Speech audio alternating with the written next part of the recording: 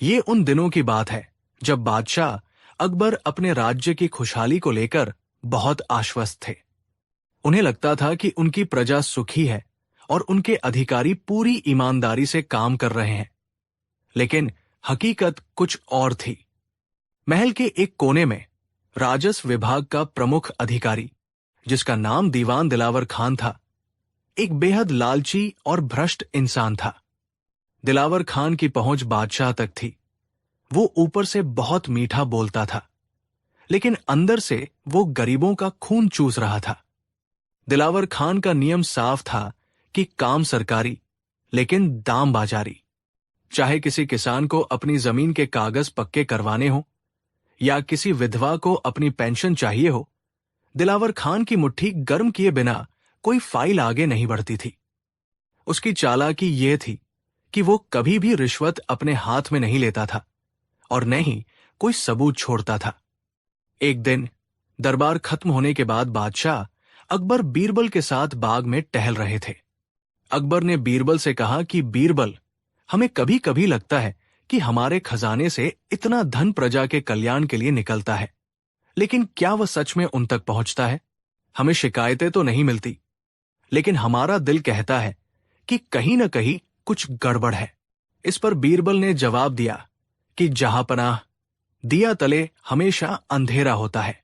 शिकायतें इसलिए नहीं आती क्योंकि शिकायत सुनने वाले ही अक्सर गुनाहगार होते हैं। मुझे कुछ वक्त दें, मैं पता लगाता हूं कि माजरा क्या है। बादशाह ने बीरबल को अनुमति दे दी।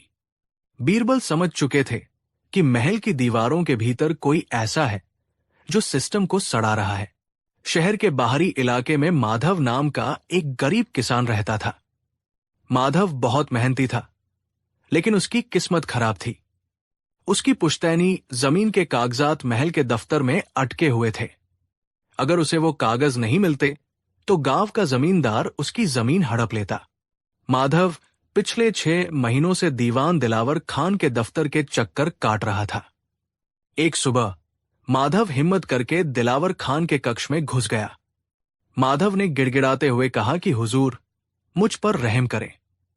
मेरे छोटे छोटे बच्चे हैं। अगर आपने आज मेरी जमीन के कागज पर मुहर नहीं लगाई तो मैं बर्बाद हो जाऊंगा। दिलावर खान अपनी मखमली गद्दी पर बैठा पान चबा रहा था। उसने तिरछी नजरों से माधव को देखा और हंसा। दिलावर खान ने गुस्से में कहा कि अरे ओ माधव, सरकारी काम है, कोई हलवा नहीं जो अभी बना और अभी खा लिया। इसमें वक्त लगता है और वजन भी। माधव ने पूछा कि वजन? हुजूर, मैं समझा नहीं। दिलावर खान ने कहा कि अरे बेवकूफ, कागज पर शाही मुहर का वजन तभी पड़ता है जब मेरी हथेली पर सोने के 50 सिक्कों का वजन रखा जाए। कल शाम तक 50 सोने के सिक्के लेकर आओ, वरना अपनी जमीन भूल जाओ। माधव के पैरों तले जमीन खिसक गई। 50 सोने के सिक्के, उसके पास तो 50 तांबे के सिक्के भी नहीं थे। वो रोता बिलखता वहां से निकला। उसे समझ नहीं आ रहा था कि वो क्या करे। जब सारे रास्ते बंद हो जाते हैं, तब इंसान को ईश्वर याद आता है, या फिर अकबर के राज्य में बीरबल। माधव ने सुना था कि बीरबल गरीबों के मसीहा है। रात के सन्नाटे में वो छुपते छुपाते बीरबल के निजी आवास पर पहुंचा। बीरबल उस समय कुछ सरकारी दस्तावेज पढ़ रहे थे। माधव ने उनके पैरों में गिरकर अपनी पूरी आपबीती सुनाई। माधव ने रोते हुए कहा कि दीवान जी, दिलावर खान ने 50 सोने के सिक्के मांगे हैं। मैं कहां से लाऊं?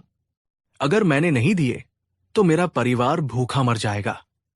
बीरबल ने माधव को उठाया और उसे पानी पिलाया। बीरबल की आंखों में एक चमक आ गई थी। उन्हें वो दीमक मिल गई थी जिसकी तलाश बादशाह को थी। लेकिन समस्या ये थी कि दिलावर खान बहुत शातिर था। अगर सीधे बादशाह से शिकायत की जाती तो वो मुकर जाता और माधव को झूठा साबित कर देता। उसे रंगे हाथों पकड़ना जरूरी था। बीरबल ने पूछा कि माधव, क्या तुम अपनी जमीन बचाना चाहते हो और उस बेईमान को सबक सिखाना चाहते हो? माधव ने कहा कि जी हुजूर, मैं कुछ भी करने को तैयार हूं। बीरबल ने कहा कि तो ठीक है, जैसा मैं कहूं वैसा ही करना। कल तुम दिलावर खान के पास जाओगे और कहोगे कि तुम सिक्के देने को तैयार हो। माधव ने कहा कि लेकिन हुजूर, मेरे पास तो फूटी कौड़ी नहीं है। बीरबल ने मुस्कुराते हुए कहा कि सिक्कों की चिंता तुम मत करो, सिक्के मैं दूंगा, लेकिन ये साधारण सिक्के नहीं होंगे। ये दिलावर खान की बर्बादी का परवाना होंगे। यहां बीरबल ने अपनी बुद्धिमानी का असली खेल शुरू किया। बीरबल ने अपनी तिजोरी से 50 सोने के सिक्के निकाले, लेकिन ये सिक्के आम नहीं थे। बीरबल ने उन सिक्कों को एक विशेष प्रकार के गोंद और इत्र के मिश्रण में डुबोया था। ये इत्र बहुत ही दुर्लभ था, जिसकी खुशबू कई दिनों तक नहीं जाती थी, और वो गोंद हाथों पर लगते ही एक अदृश्य परत बना देता था, जो साधारण पानी से नहीं धुलती थी। इसके अलावा बीरबल ने एक और खतरनाक चाल चली। उन्होंने उन सिक्कों में से 5 सिक्के ऐसे मिलाए जो शाही खजाने के थे, जिन पर एक बहुत ही बारीक गुप्त निशान बना होता था, जो सिर्फ बादशाह और खास मंत्रियों को पता था। बीरबल ने वो थैली माधव को दी और कहा कि माधव, ये थैली लो। कल शाम जब अंधेरा होने लगे, तब दिलावर खान के घर जाना। याद रखना, ये थैली सिर्फ उसके हाथ में देना, और जब वो थैली ले ले तो जोर से कहना कि हुजूर, अब मेरा काम हो जाना चाहिए। माधव कांपते हाथों से थैली लेकर चला गया। उसे डर भी लग रहा था और बीरबल पर भरोसा भी था। अगली शाम सूरज ढलते ही माधव दिलावर खान की हवेली पहुंचा। दिलावर खान अपने दीवान खाने में बैठा हुक्का पी रहा था। माधव ने कहा कि हुजूर, मैं आ गया। दिलावर खान की आंखें चमक उठीं। उसने इधर उधर देखा कि कोई देख तो नहीं रहा। दिलावर खान ने पूछा कि लाए हो जो मैंने मांगा था? माधव ने कहा कि जी हुजूर, बड़ी मुश्किल से अपनी पत्नी के गहने बेचकर ये 50 सोने के सिक्के लाया हूं। माधव ने वो भारी थैली आगे बढ़ाई। दिलावर खान का लालच उसके संयम पर भारी पड़ गया। उसने झपट्टा मारकर थैली छीन ली। उसने थैली खोली, सिक्कों की खनक सुनी और उस विशेष इत्र की खुशबू उसे बहुत पसंद आई। उसने अपने दोनों हाथों से सिक्कों को टटोला। दिलावर खान ने कहा कि वाह, बहुत खूब, जाओ, कल सुबह दरबार में आना, तुम्हारा काम हो जाएगा। लेकिन याद रखना, अगर किसी से इस बारे में जिक्र भी किया तो जमीन तो क्या, जान से भी जाओगे। माधव सिर झुकाकर वहां से निकल गया। बाहर अंधेरे में एक साया खड़ा था। वो कोई और नहीं, बीरबल का एक जासूस था, जिसने ये सब देख लिया था। अगली सुबह दरबार लगा। बादशाह अकबर सिंहासन पर विराजमान थे। दिलावर खान भी अपनी जगह पर बैठा था, चेहरे पर वही झूठी मुस्कान लिए। उसे अंदाजा भी नहीं था कि आज उसका आखिरी दिन है। अचानक बीरबल अपनी जगह से खड़े हुए और बोले कि जहांपना, आज मैं दरबार में एक बहुत ही गंभीर अपराध की सूचना लेकर आया हूं। अकबर ने पूछा कि क्या हुआ बीरबल, कैसा अपराध? बीरबल ने कहा कि जहांपनाह, कल रात शाही खजाने से चोरी हुई है। पूरे दरबार में सन्नाटा छा गया। शाही खजाने से चोरी? ये नामुमकिन था। दिलावर खान भी चौंक गया। अकबर ने गुस्से में कहा कि क्या कह रहे हो बीरबल, हमारी सुरक्षा के बावजूद चोरी? क्या चोरी हुआ है? बीरबल ने बताया कि हुजूर, गिनती के दौरान पता चला है कि कुछ विशेष मुहर वाले 50 सोने के सिक्के गायब हैं, और मुझे गुप्तचरों से खबर मिली है कि चोर इसी दरबार में मौजूद है। सभी दरबारी एक दूसरे को शक की नजरों से देखने लगे। दिलावर खान का दिल जोर से धड़कने लगा। उसने सोचा कि मैंने तो माधव से सिक्के लिए थे, शाही खजाने से नहीं। मैं सुरक्षित हूं। बीरबल ने आगे कहा कि जहांपनाह, चोर को पकड़ने का एक ही तरीका है। उन चोरी हुए सिक्कों पर एक खास तरह का इत्र लगा हुआ था, जो कल ही ईरान से आया था। उस इत्र की खुशबू इतनी तेज है कि जिसने भी उन सिक्कों को छुआ होगा, उसके हाथों से अभी भी खुशबू आ रही होगी। अब दिलावर खान के पसीने छूटने लगे। उसे याद आया कि कल रात वाले सिक्कों से बहुत अच्छी खुशबू आ रही थी। उसने धीरे से अपने हाथ सूंघे और उसका चेहरा पीला पड़ गया। उसके हाथों से वही खुशबू आ रही थी। बीरबल ने बादशाह से अनुमति ली और एक एक करके सभी दरबारियों के पास जाने लगे। वो उनके हाथ सूंघते और आगे बढ़ जाते। दरबार में तनाव इतना था कि सुई गिरने की आवाज भी सुनाई दे। धीरे धीरे बीरबल दिलावर खान की ओर बढ़े। दिलावर खान ने अपने हाथ अपनी आस्तीन में छिपा लिए थे। बीरबल ने कहा कि दीवान दिलावर खान, कृपया अपने हाथ आगे बढ़ाएं। दिलावर खान ने हकलाते हुए कहा कि बीरबल, ये क्या तमाशा है? मैं एक इज्जतदार मंत्री हूं, तुम मुझ पर शक कर रहे हो? अकबर ने कहा कि दिलावर, अगर तुम निर्दोष हो तो डर कैसा? हाथ दिखाओ। बादशाह का आदेश सुनकर दिलावर खान को मजबूरन अपने हाथ आगे करने पड़े।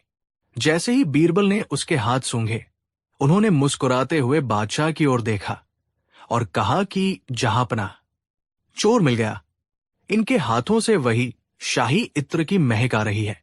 दिलावर खान चिल्लाया कि नहीं, ये झूठ है, मैंने कोई चोरी नहीं की। ये इत्र तो मैंने बाजार से खरीदा था। बीरबल ने कहा कि अच्छा, लेकिन ये इत्र तो अभी बाजार में आया ही नहीं। और रुकिए, अभी सबूत पूरा नहीं हुआ। बीरबल ने ताली बजाई।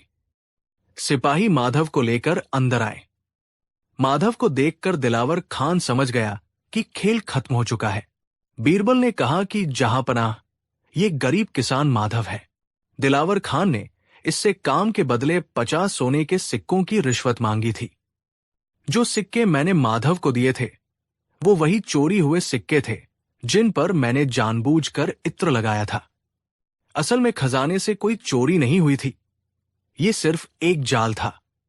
दिलावर खान अब बुरी तरह फंस चुका था, लेकिन वो अभी भी हार मानने को तैयार नहीं था। दिलावर खान ने कहा कि जहांपनाह, ये किसान झूठ बोल रहा है। ये मुझे फंसाने की साजिश है। मैंने कोई रिश्वत नहीं ली।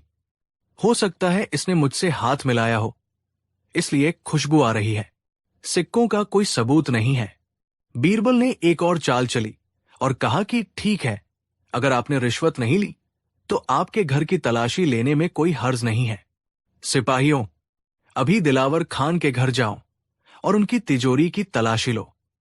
दिलावर खान जानता था कि सिक्के उसकी तिजोरी में ही रखे हैं। वो घुटनों के बल गिर पड़ा और बोला कि रहम जहांपनाह, मुझसे गलती हो गई। मुझे लालच ने अंधा कर दिया था। मैंने ही माधव से रिश्वत ली थी। पूरा दरबार सन्न रह गया। एक प्रतिष्ठित मंत्री एक चोर और रिश्वतखोर निकला। अकबर ने गरजते हुए कहा कि दिलावर, हमने तुम्हें इज्जत दी, रुतबा दिया, और तुमने हमारी प्रजा का खून चूसा। रिश्वतखोरी चोरी से भी बड़ा अपराध है, क्योंकि ये विश्वास की हत्या करती है। बादशाह अकबर ने तुरंत फैसला सुनाया। दिलावर खान की सारी संपत्ति जब्त कर ली गई और उसे कारागार में डाल दिया गया। उसकी जगह एक ईमानदार युवा को नियुक्त किया गया। अकबर ने माधव को बुलाया और कहा कि माधव, हमें माश करना कि तुम्हें हमारे राज में इतनी तकलीफ उठानी पड़ी। तुम्हारी जमीन के कागज आज ही पक्के होंगे और इनाम के तौर पर वो 50 सोने के सिक्के अब तुम्हारे हैं। माधव की आंखों में खुशी के आंसू थे। उसने बीरबल और बादशाह के पैर छुए। उस दिन बीरबल ने साबित कर दिया कि अपराधी चाहे कितना भी चालाक क्यों न हो, सच्चाई और बुद्धिमानी के आगे उसे झुकना ही पड़ता है। बीरबल ने न केवल एक गरीब को न्याय दिलाया, बल्कि पूरे राज्य को ये संदेश दिया कि अकबर के दरबार में भ्रष्टाचार के लिए कोई जगह नहीं है। तो दोस्तों, ये थी कहानी कि कैसे बीरबल ने अपनी चतुराई से एक भ्रष्ट मंत्री को रंगे हाथों पकड़ा। इस कहानी से हमें ये सीख मिलती है कि लालच का अंत हमेशा बुरा होता है और सत्य परेशान हो सकता है, लेकिन पराजित नहीं। कहानी 2। एक दिन दरबार लगा हुआ था। शहंशाह अकबर अपने भव्य सिंहासन पर विराजमान थे और दरबारी अपनी अपनी जगहों पर बैठे सल्तनत के कामकाज पर चर्चा कर रहे थे। तभी एक दरबार ने आकर इत्तिला दी कि पड़ोसी राज्य रामपुर का एक दूत शहंशाह से मिलने की इजाजत चाहता है। अकबर ने इजाजत दे दी। दरबार के विशाल दरवाजे खुले और अंदर एक भव्य और प्रभावशाली व्यक्ति ने प्रवेश किया। उसने कीमती रेशमी लिबास पहना था। सिर पर एक शानदार पगड़ी थी और कमर में सोने की मूठ वाली तलवार लटकी हुई थी। उसका चेहरा आत्मविश्वास से दमक रहा था और चाल में शाही अंदाज था। उसने आगे बढ़कर शहंशाह अकबर को अदब से सलाम किया। शहंशाह हिंद को रामपुर के राजा विक्रम सिंह का सलाम पहुंचे। मैं उनका खास दूत बलवंत राय आपकी खिदमत में एक पैगाम और एक तोहफा लेकर हाजिर हुआ हूं। उसकी आवाज में एक गजब का रोब और तहजीब थी। अकबर उससे बहुत प्रभावित हुए। उन्होंने उसे बैठने का इशारा किया। बलवंत राय ने कहना शुरू किया, महाराजा विक्रम सिंह आपके साथ अपनी दोस्ती को और मजबूत करना चाहते हैं। उन्होंने आपकी शान में ये बेशकीमती हीरों का हार भेजा है।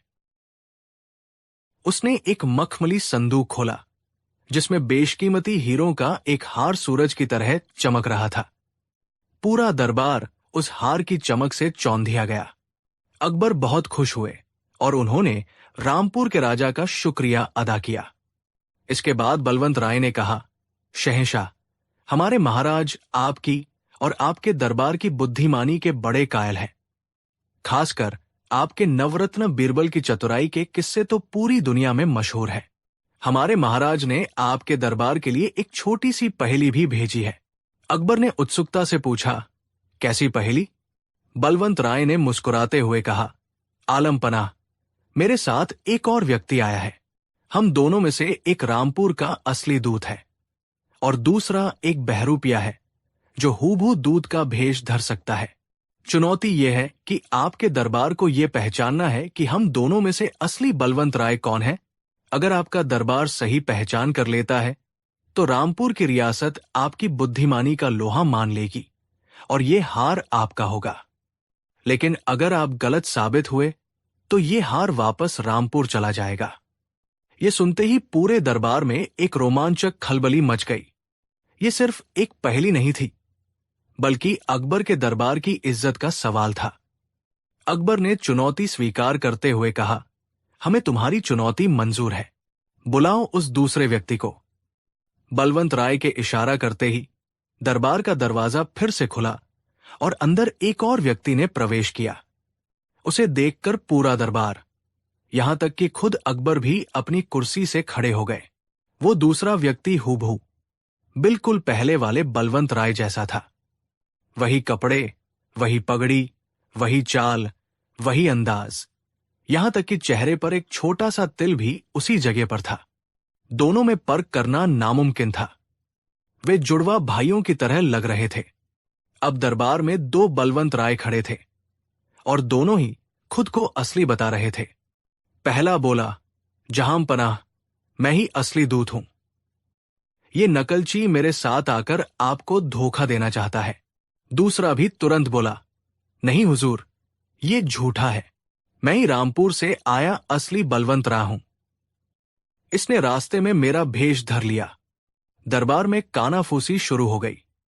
कौन सच बोल रहा है, कौन झूठ, ये समझना मुश्किल था। अकबर ने अपने सबसे समझदार मंत्रियों की तरफ देखा। एक एक करके सभी मंत्रियों ने दोनों से सवाल पूछने शुरू किए। एक मंत्री ने पूछा, रामपुर के राजा की कितनी संतानें हैं? दोनों ने एक साथ जवाब दिया, एक शहजादा और 2 शहजादियां। जवाब सही था। दूसरे मंत्री ने पूछा, रामपुर के महल के मुख्य द्वार पर किस जानवर की मूर्ति लगी है? दोनों ने फिर एक साथ जवाब दिया, 2 हाथियों की, जिनकी सूंड ऊपर की ओर उठी हुई है। यह जवाब भी सही था। उनसे रामपुर की राजनीति, भूगोल, राजा के निजी जीवन से जुड़े दर्जनों सवाल पूछे गए, लेकिन हर बार दोनों ने एक जैसे और बिल्कुल सही जवाब दिए। ऐसा लग रहा था कि उस बहरूपिये ने अपनी तैयारी में कोई कमी नहीं छोड़ी थी। वो दूत के बारे में सब कुछ जानता था। घंटों बीत गए। दरबारियों का सिर चकराने लगा। वे हार मानने की कगार पर थे। अकबर की पेशानी पर भी चिंता की लकीरें उभर आईं। ये उनकी सल्तनत की इज्जत का सवाल था। तभी अकबर की नजर बीरबल पर पड़ी, जो अब तक खामोश खड़े ये सारा तमाशा देख रहे थे। उनके चेहरे पर न कोई चिंता थी, न कोई परेशानी, बस एक हल्की सी रहस्यमयी मुस्कान थी, जैसे वो इस पहेली का हल पहले ही जान चुके हों। अकबर ने कहा, बीरबल, पूरा दरबार थक चुका है, लेकिन तुम खामोश हो। क्या तुम्हारे पास इस गुत्थी को सुलझाने का कोई तरीका नहीं है? क्या आज हमारी सल्तनत की नाक कट जाएगी? बीरबल ने अदब से सिर झुकाकर कहा, जहां पनाह, सब्र का फल मीठा होता है। इन दोनों ने अपनी तैयारी बहुत अच्छी की है। इन्हें बातों से पकड़ना मुश्किल है। असली और नकली की पहचान के लिए हमें कुछ ऐसा करना होगा जो इन्होंने सोचा भी ना हो। मुझे बस आपकी इजाजत चाहिए। अकबर ने कहा, तुम्हें पूरी इजाजत है बीरबल। जैसे भी हो, सच सामने लाओ। बीरबल दोनों दूतों की तरफ मुड़े और बोले, आप दोनों ने हमारे सभी सवालों के सही जवाब दिए। आप दोनों ही बहुत ज्ञानी और काबिल लगते हैं। अब फैसला करना मुश्किल हो गया है, इसलिए अब आपकी आखिरी परीक्षा होगी। ये परीक्षा ज्ञान की नहीं, बल्कि हुनर की होगी। दोनों दूत हैरान हो गए। हुनर की परीक्षा?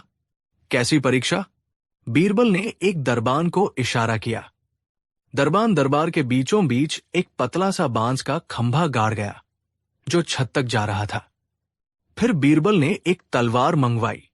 बीरबल ने वो तलवार दोनों के सामने रखते हुए कहा, आप दोनों में से जो कोई भी इस तलवार की धार पर चलकर बिना किसी सहारे के इस बांस के खंभे के ऊपर तक चढ़ जाएगा, उसे ही हम असली दूत मान लेंगे। जो ये नहीं कर पाएगा, वो बहरूपिया साबित होगा। ये सुनते ही पूरे दरबार में हंसी का फव्वारा छूट गया। ये कैसी बेतुकी शर्त थी? तलवार की धार पर चलना? ये तो नामुमकिन था। ये तो मौत को दावत देने जैसा था। पहला दूत, जो अब तक बड़े आत्मविश्वास से जवाब दे रहा था, घबरा गया। उसका चेहरा पीला पड़ गया। वो गुस्से से बोला, ये क्या मजाक है? तलवार की धार पर कोई इंसान कैसे चल सकता है? ये तो सरासर पागलपन है। मैं रामपुर का दूत हूं, कोई बाजीगर नहीं। मैं ये खतरनाक काम हरगिज नहीं करूंगा। मेरी जान की कोई कीमत नहीं है क्या? उसने साफ साफ मना कर दिया। अब सबकी नजरें दूसरे दूत पर थी। वो अब भी शांत खड़ा था और उसके चेहरे पर एक हल्की सी मुस्कान थी। उसने आगे बढ़कर वो तलवार उठाई, उसे चूमा और बीरबल से कहा, मुझे ये चुनौती मंजूर है। पूरा दरबार एक बार फिर सन्न रह गया। क्या ये आदमी सचमुच ऐसा करने जा रहा है? क्या ये पागल हो गया है? अकबर भी चिंता से अपनी जगह पर खड़े हो गए। उस दूसरे व्यक्ति ने गहरी सांस ली, अपनी आंखें बंद की, और जैसे ही उसने तलवार की धार पर अपना पहला कदम रखने की कोशिश की, बीरबल ने उसे रोक लिया। रुक जाओ, बीरबल ने कहा। बस, परीक्षा पूरी हुई। फिर बीरबल शहंशाह अकबर की तरफ मुड़े और ऐलान किया, जहां पनाह, असली और नकली का फैसला हो चुका है। अकबर ने हैरानी से पूछा, कैसे बीरबल? इसने तो अभी कुछ किया भी नहीं। बीरबल ने पहले वाले दूत की तरफ इशारा करते हुए कहा, हुजूर, ये है वो बहरूपिया। और फिर उन्होंने दूसरे की तरफ इशारा किया, ये है रामपुर के असली दूत बलवंत राय। पहला दूत चिल्लाया, ये झूठ है, ये नाइंसाफी है।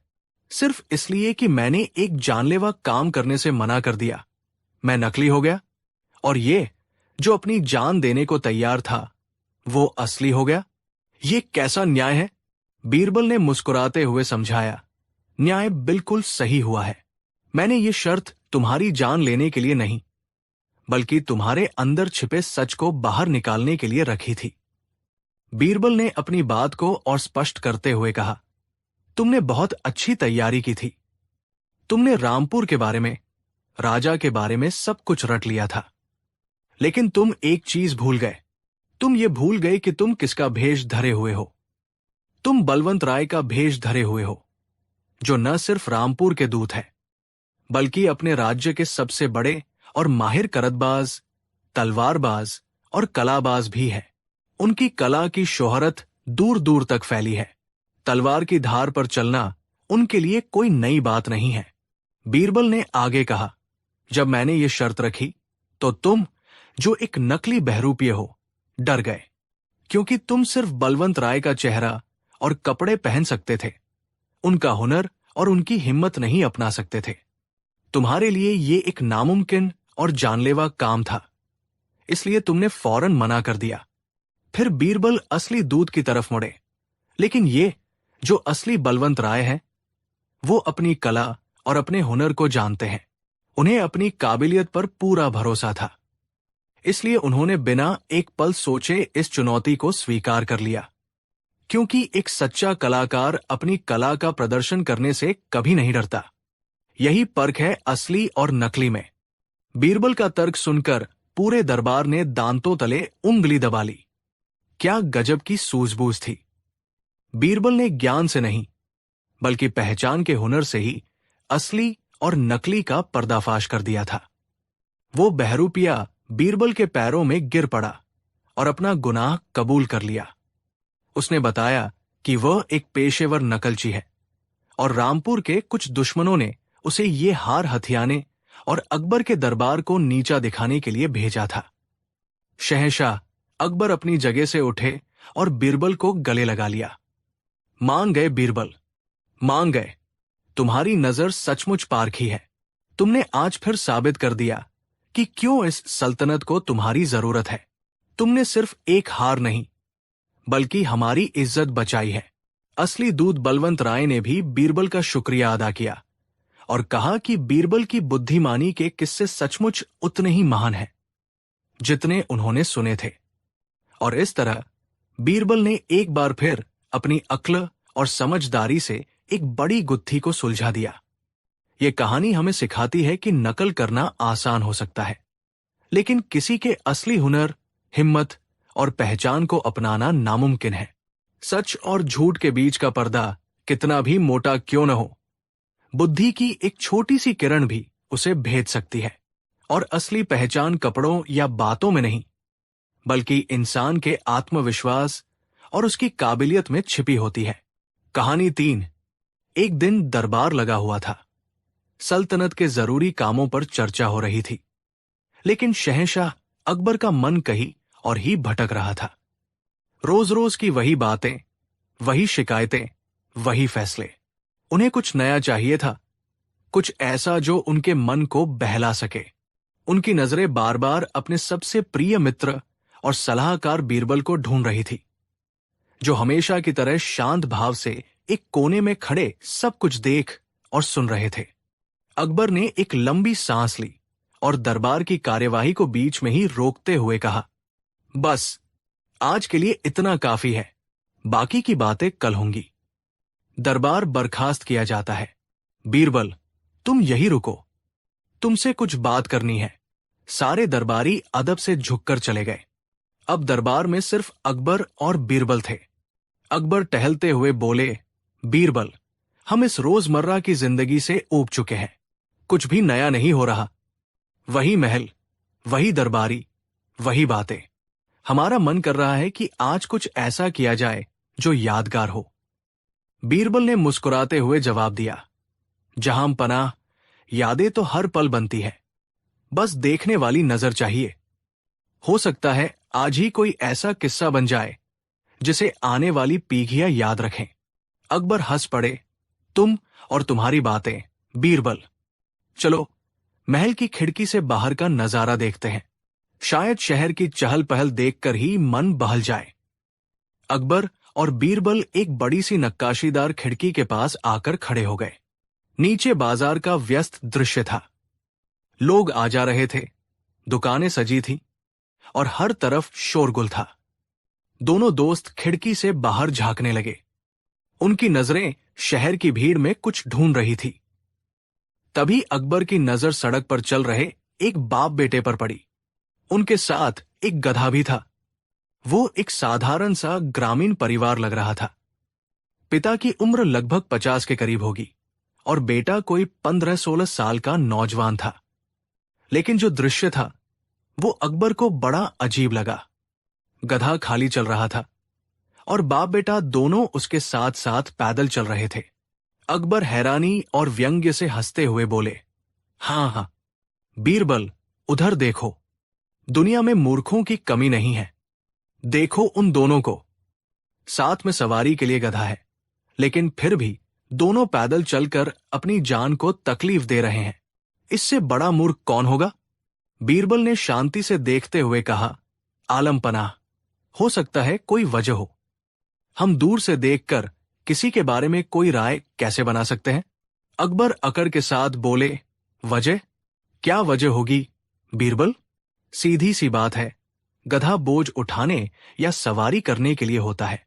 अगर उसे साथ लेकर पैदल ही चलना है तो उसे साथ रखने का फायदा ही क्या है? ये दोनों निस्संदेह महामूर्ख है। पूरी दुनिया यही कहेगी। बीरबल अकबर के स्वभाव को अच्छी तरह जानते थे। वो जानते थे कि बहस करने से कोई फायदा नहीं होगा। उन्हें शहंशाह को सच्चाई का अनुभव खुद करवाना होगा। एक शरारती मुस्कान के साथ बीरबल ने कहा, जहांपनाह, आप बिल्कुल सही कह रहे हैं। दुनिया तो यही कहेगी। लेकिन क्या हम खुद इस बात की पड़ताल कर सकते हैं? अकबर उत्साहित होकर बोले, पड़ताल? कैसी पड़ताल हुजूर? बीरबल ने कहा, क्यों न आज हम और आप भी भेष बदलकर शहर में निकले। हम भी एक गधा साथ ले लेते हैं और हम वही करेंगे जो लोग कहेंगे। देखते हैं कि क्या दुनिया को खुश करना वाकई इतना आसान है।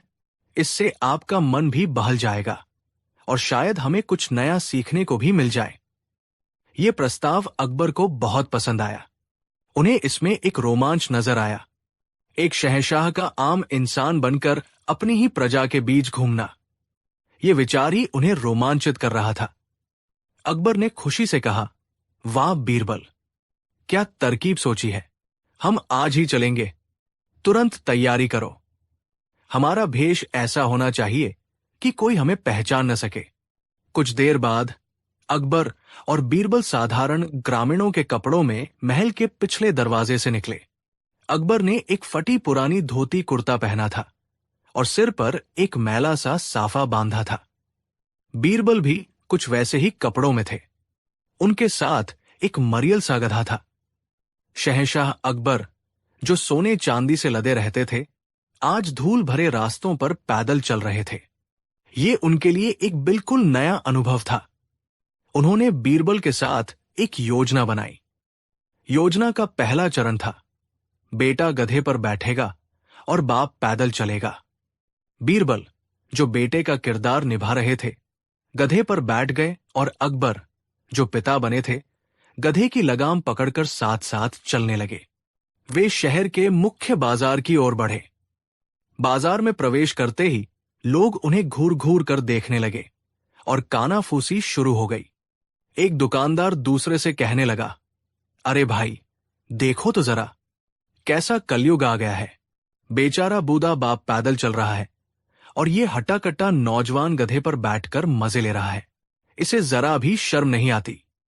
पास खड़ी एक औरत ने अपनी सहेली से कहा, सही कह रही हो बहन, आजकल की औलाद ऐसी ही होती है। मां बाप की कोई कद्र ही नहीं।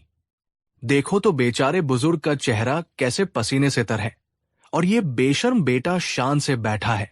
डूब मरना चाहिए ऐसी औलाद को। ये बातें अकबर के कानों में शीशे की तरह चुभ रही थी। उन्हें बहुत गुस्सा आ रहा था। उनका चेहरा गुस्से से लाल हो गया। उन्होंने बीरबल की तरफ देखा। बीरबल शांत थे, बस मुस्कुरा रहे थे। थोड़ा आगे चलने पर एक बुजुर्ग ने उन्हें रोक ही लिया। उन्होंने बीरबल को डांटते हुए कहा, अरे लड़के, तुझे शर्म नहीं आती?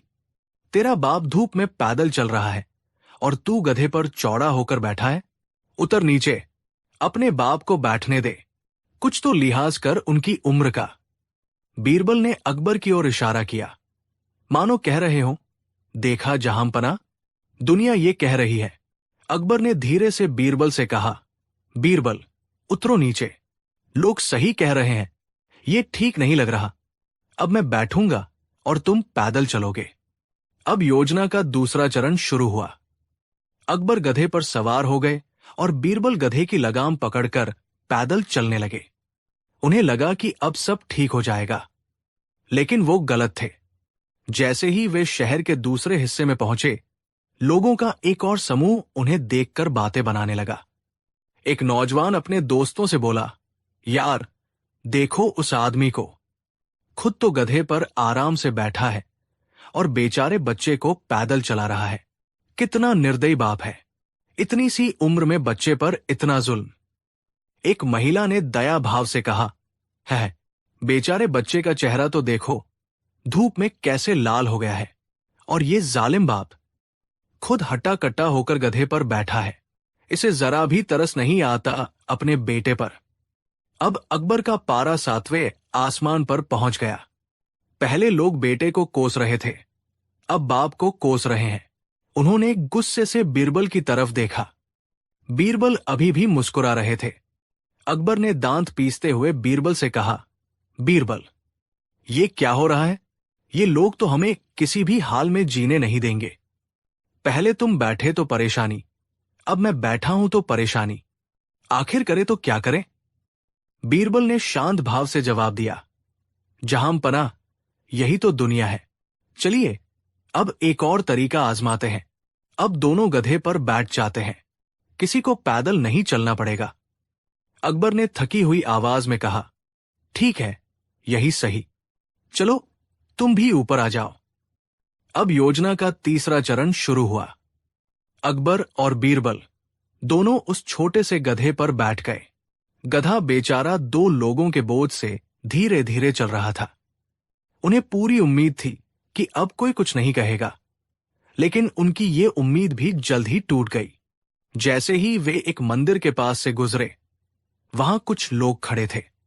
उन्होंने जब ये दृश्य देखा तो वे भड़क उठे। एक आदमी गुस्से में चिल्लाते हुए बोला, अरे ओ जालिमों, शर्म नहीं आती तुम दोनों को? इस बेजुबान जानवर पर जरा भी रहम नहीं आता? 2-2 हटे-कटे लोग इस मरियल से गधे पर लदे हुए हो, इसकी जान ही ले लोगे क्या? दूसरे आदमी ने कहा, सही कहा, देखो तो बेचारा गधा कैसे कांप रहा है। इन इंसानों के दिलों में दया नाम की चीज ही नहीं बची है। भीड़ इकट्ठा होने लगी और लोग उन्हें घेरकर बुरा भला कहने लगे। अकबर का चेहरा शर्म से झुक गया। वो तुरंत गधे से नीचे कूद गए। लगभग रोने वाली आवाज में अकबर ने बीरबल से कहा, बीरबल, उतरो, जल्दी उतरो, इससे पहले कि ये लोग हमें पीट दे। हे भगवान, ये कैसा तमाशा है? हम जो भी करते हैं गलत ही होता है। अब क्या करें? क्या बचा है करने को? बीरबल गधे से उतरते हुए अपनी हंसी रोकते हुए बोले, हुजूर, अब बस एक ही रास्ता बचा है। अकबर ने हताशा में पूछा, क्या क्या रास्ता? अब हम दोनों पैदल चलेंगे और गधे को भी साथ साथ पैदल चलाएंगे, बीरबल ने सुझाया। अकबर ने थककर कहा, ठीक है बीरबल, अब यही आखिरी उपाय है, चलो यही करके देखते हैं। अब योजना का चौथा और अंतिम चरण शुरू हुआ। अकबर और बीरबल दोनों पैदल चल रहे थे और उनके बीच में गधा भी खाली चल रहा था। ये वही दृश्य था जो अकबर ने सुबह महल की खिड़की से देखा था और जिसका उन्होंने मजाक उड़ाया था। वे चुपचाप नदी के पुल की ओर बढ़ रहे थे, ये सोचकर कि अब तो कोई उन्हें कुछ नहीं कहेगा। लेकिन किस्मत को कुछ और ही मंजूर था। पुल पर कुछ लड़कों का एक झुंड खेल रहा था। जब उन्होंने अकबर, बीरबल और उनके खाली गधे को देखा तो वे जोर जोर से हंसने लगे। एक लड़का मजाक उड़ाते हुए बोला, हाँ हाँ, देखो देखो, दुनिया के सबसे बड़े मूर्ख जा रहे हैं। दूसरे लड़के ने कहा, अरे हाँ, साथ में सवारी के लिए गधा है, लेकिन फिर भी दोनों पैदल घिसट रहे हैं। तीसरे लड़के ने चिल्लाकर कहा, अरे चाचा, इस गधे को क्या मेले में दिखाने के लिए ले जा रहे हो? सारे लड़के उन पर हंसते हुए तालियां पीटने लगे। ये सुनना था कि अकबर के सब्र का बांध टूट गया। वो वही जमीन पर बैठ गए और अपना सिर पकड़ लिया। जिस बात के लिए उन्होंने सुबह एक गरीब बाप बेटे को मूर्ख कहा था, आज पूरी दुनिया उन्हें वही कह रही थी। अकबर ने निराशा से कहा, बस बीरबल, अब हमसे और नहीं सहा जाता। हम हार गए। हम इस दुनिया को खुश नहीं कर सकते। हम जो भी करते हैं लोग उसमें नुक्स निकाल ही लेते हैं। जब तुम बैठे तो मैं बुरा, जब मैं बैठा तो तुम बुरे, जब दोनों बैठे तो हम जालिम, और जब कोई नहीं बैठा तो हम महामूर्ख बन गए। अब हमें समझ आया कि वो बाप बेटा क्यों पैदल चल रहे थे। बीरबल अकबर के पास बैठकर उनके कंधे पर हाथ रखते हुए बोले, जहां पनाह, मैं आपको यही तो समझाना चाहता था। अकबर ने बीरबल की ओर देखा। क्या? बीरबल ने गंभीरता से कहा, हुजूर, दुनिया का काम ही है कहना। आप हर किसी को खुश करने की कोशिश करेंगे तो खुद कभी खुश नहीं रह पाएंगे। ये दुनिया का नियम है। अकबर ने गहरी सोच में पूछा, तो फिर इंसान को क्या करना चाहिए बीरबल? बीरबल ने मुस्कुराते हुए जवाब दिया, इंसान को वही करना चाहिए जो उसकी अंतरात्मा को सही लगे, जो उसे अपने विवेक, धर्म और नीति के अनुसार उचित लगे। लोगों की बातों पर ध्यान देंगे तो हम अपनी जिंदगी जी ही नहीं पाएंगे। वो बाप बेटा इसलिए पैदल चल रहे थे क्योंकि शायद वो अपने गधे से प्यार करते थे, उसे थकाना नहीं चाहते थे। ये उनकी अपनी सोच थी, उनका अपना फैसला था, और हमें किसी के फैसले पर तब तक उंगली नहीं उठानी चाहिए जब तक हम उनकी पूरी कहानी न जानते हों। बीरबल की बातों ने अकबर की आंखों पर बंधी पट्टी को खोल दिया था। उन्हें आज एक बहुत बड़ा सबक मिला था। अकबर खड़े होते हुए एक नई ऊर्जा के साथ बोले, तुम सही कहते हो बीरबल, आज तुमने हमारी आंखें खोल दी। चलो अब महल वापस चलते हैं। अगले दिन दरबार फिर से लगा। अकबर अपने सिंहासन पर बैठे थे, लेकिन आज उनके चेहरे पर एक नई शांति और समझदारी थी।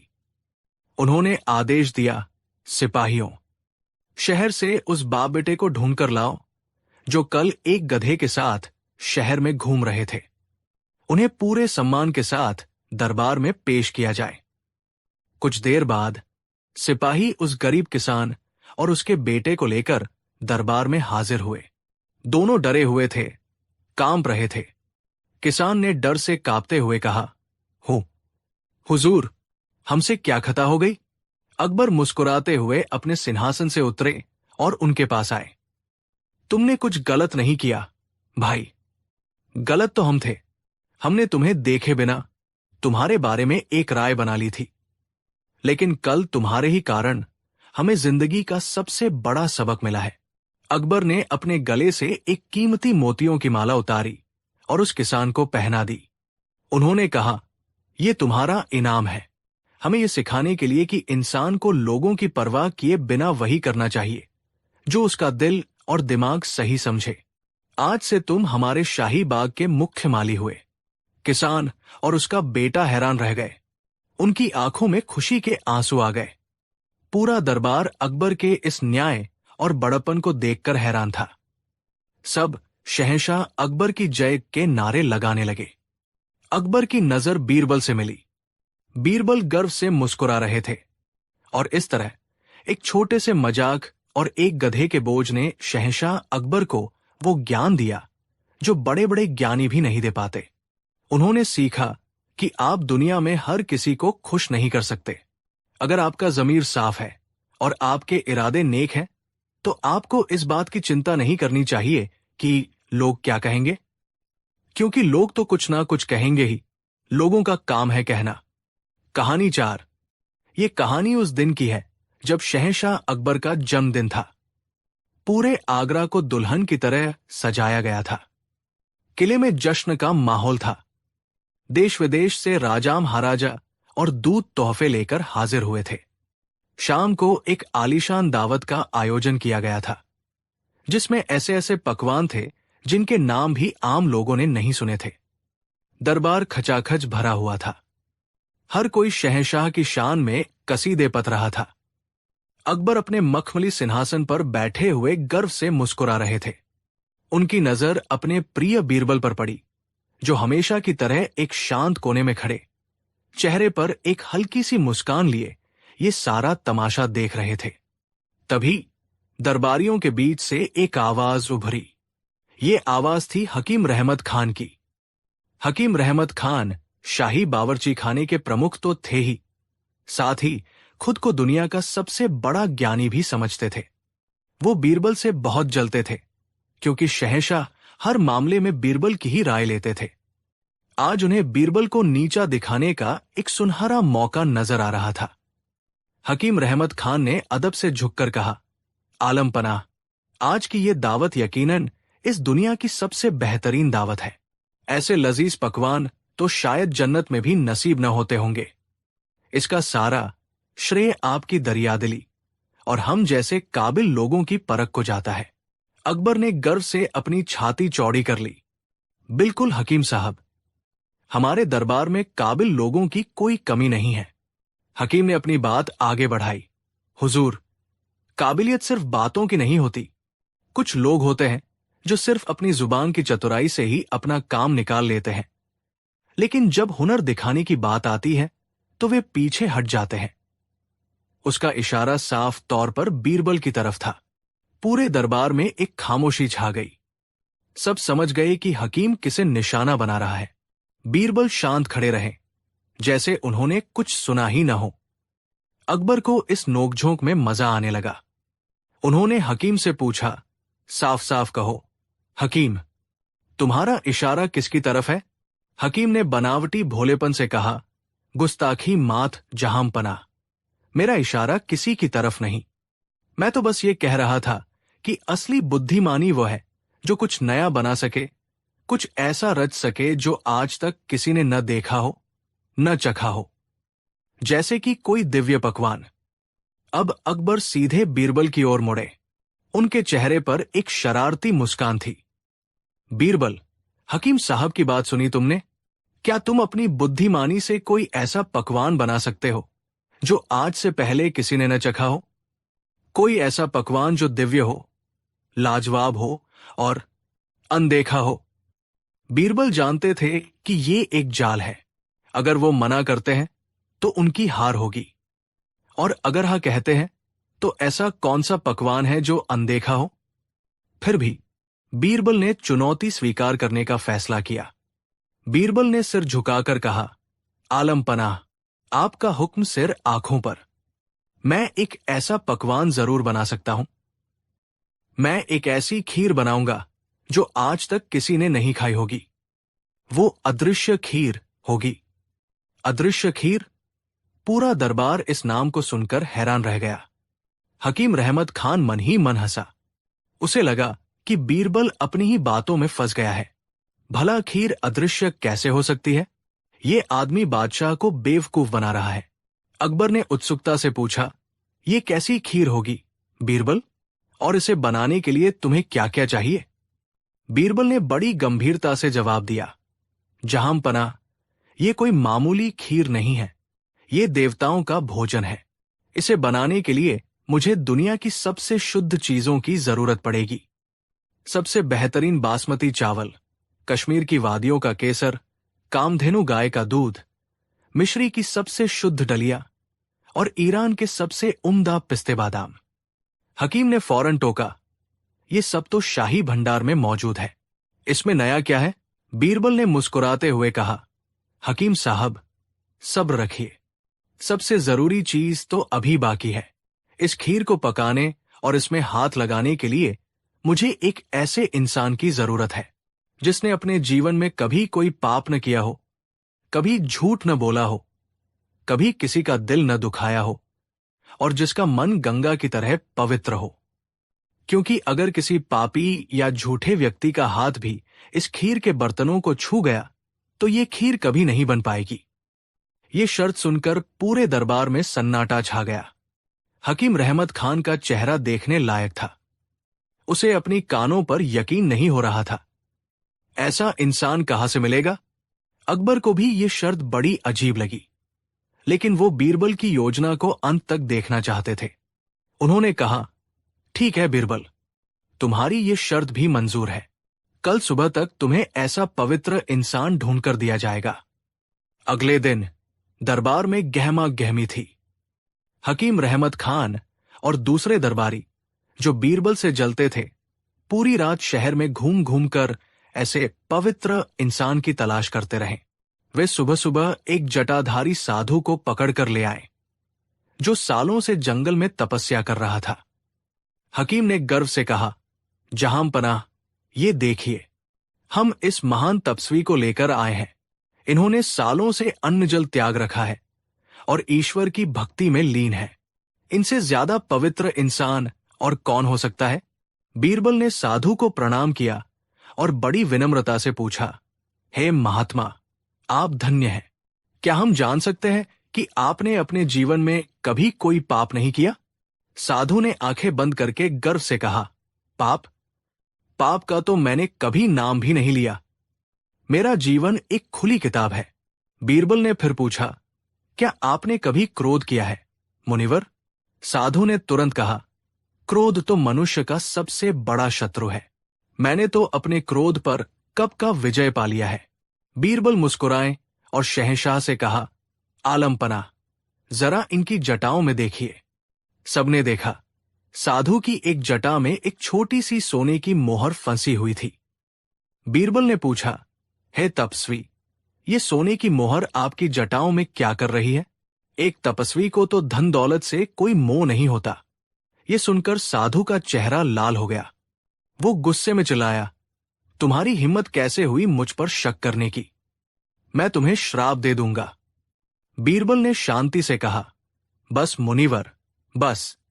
आपने अभी कहा था कि आपने क्रोध पर विजय पा ली है, लेकिन एक छोटी सी मोहर ने आपका सारा संयम तोड़ दिया। और जिस व्यक्ति के मन में सोने का मोह हो, वो अदृश्य खीर पकाने के लायक नहीं है। साधु शर्मिंदा होकर दरबार से चला गया। हकीम का सिर झुक गया। इसके बाद एक मौलवी को लाया गया, फिर एक पंडित को, फिर एक व्यापारी को जिसने बहुत दान पुण्य किया था। लेकिन बीरबल अपनी चतुराई से हर किसी के अंदर छिपे किसी न किसी छोटे से छोटे खोट, किसी न किसी झूठ या लालच को उजागर कर देते। कोई भी उनकी परीक्षा में खरा नहीं उतर पाया। 2 दिन बीत गए। अकबर अब अधीर हो रहे थे। उन्होंने बीरबल से कहा, बीरबल, ये क्या तमाशा है? क्या पूरी सल्तनत में एक भी नेक और सच्चा इंसान नहीं है? कहीं तुम ये सब बहाने तो नहीं बना रहे? बीरबल ने सिर झुकाकर कहा, जहां पनाह, नेक इंसान बहुत है, लेकिन पूरी तरह से निष्पाप और पवित्र होना लगभग असंभव है।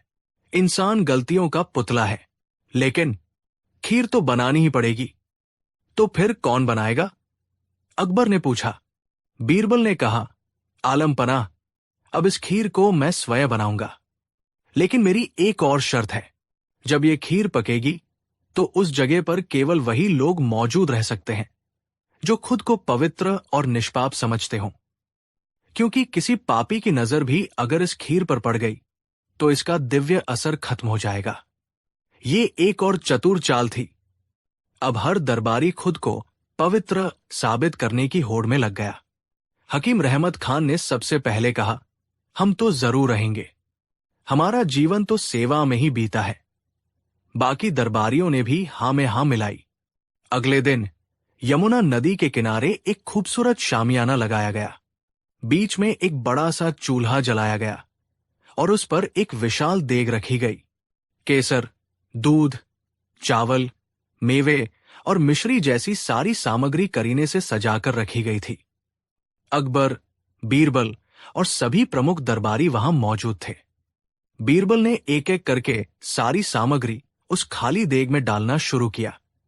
उन्होंने चावल डाले, फिर दूध, फिर केसर, लेकिन उन्होंने चूल्हे में आग बहुत धीमी जलाई थी। वो बस एक दिखावा कर रहे थे। वो देग को हिलाते और ऐसे मंत्र पढ़ते जैसे कोई बहुत बड़ा अनुष्ठान कर रहे हों। दूध और केसर की हल्की हल्की खुशबू हवा में फैलने लगी, जिससे माहौल और भी रहस्यमयी हो गया। घंटों बीत गए। दरबारी उकताने लगे। हकीम रहमत खान ने बेचैनी से पूछा, बीरबल, और कितना समय लगेगा? खीर बनी भी या नहीं? बीरबल ने आंखें बंद किए हुए ही कहा, बस, दिव्य खीर अब तैयार होने ही वाली है। इसकी सुगंध महसूस कीजिए। ये सिर्फ पवित्र आत्माओं को ही महसूस हो सकती है। अब क्या था? हर कोई जोर जोर से सांसें खींचकर कहने लगा, हाँ, क्या अद्भुत सुगंध है। ऐसी खुशबू तो जीवन में कभी नहीं सूंघी। कुछ देर बाद बीरबल ने घोषणा की, लीजिए, अदृश्य खीर तैयार है। अब मैं देग का ढक्कन खोलने जा रहा हूं। सबकी सांसें थम गई। अकबर भी उत्सुकता से देख रहे थे। बीरबल ने धीरे धीरे देग का ढक्कन उठाया। अंदर कुछ भी नहीं था। देग बिल्कुल खाली थी। हकीम रहमत खान गुस्से से चिल्लाया, धोखा! ये धोखा है।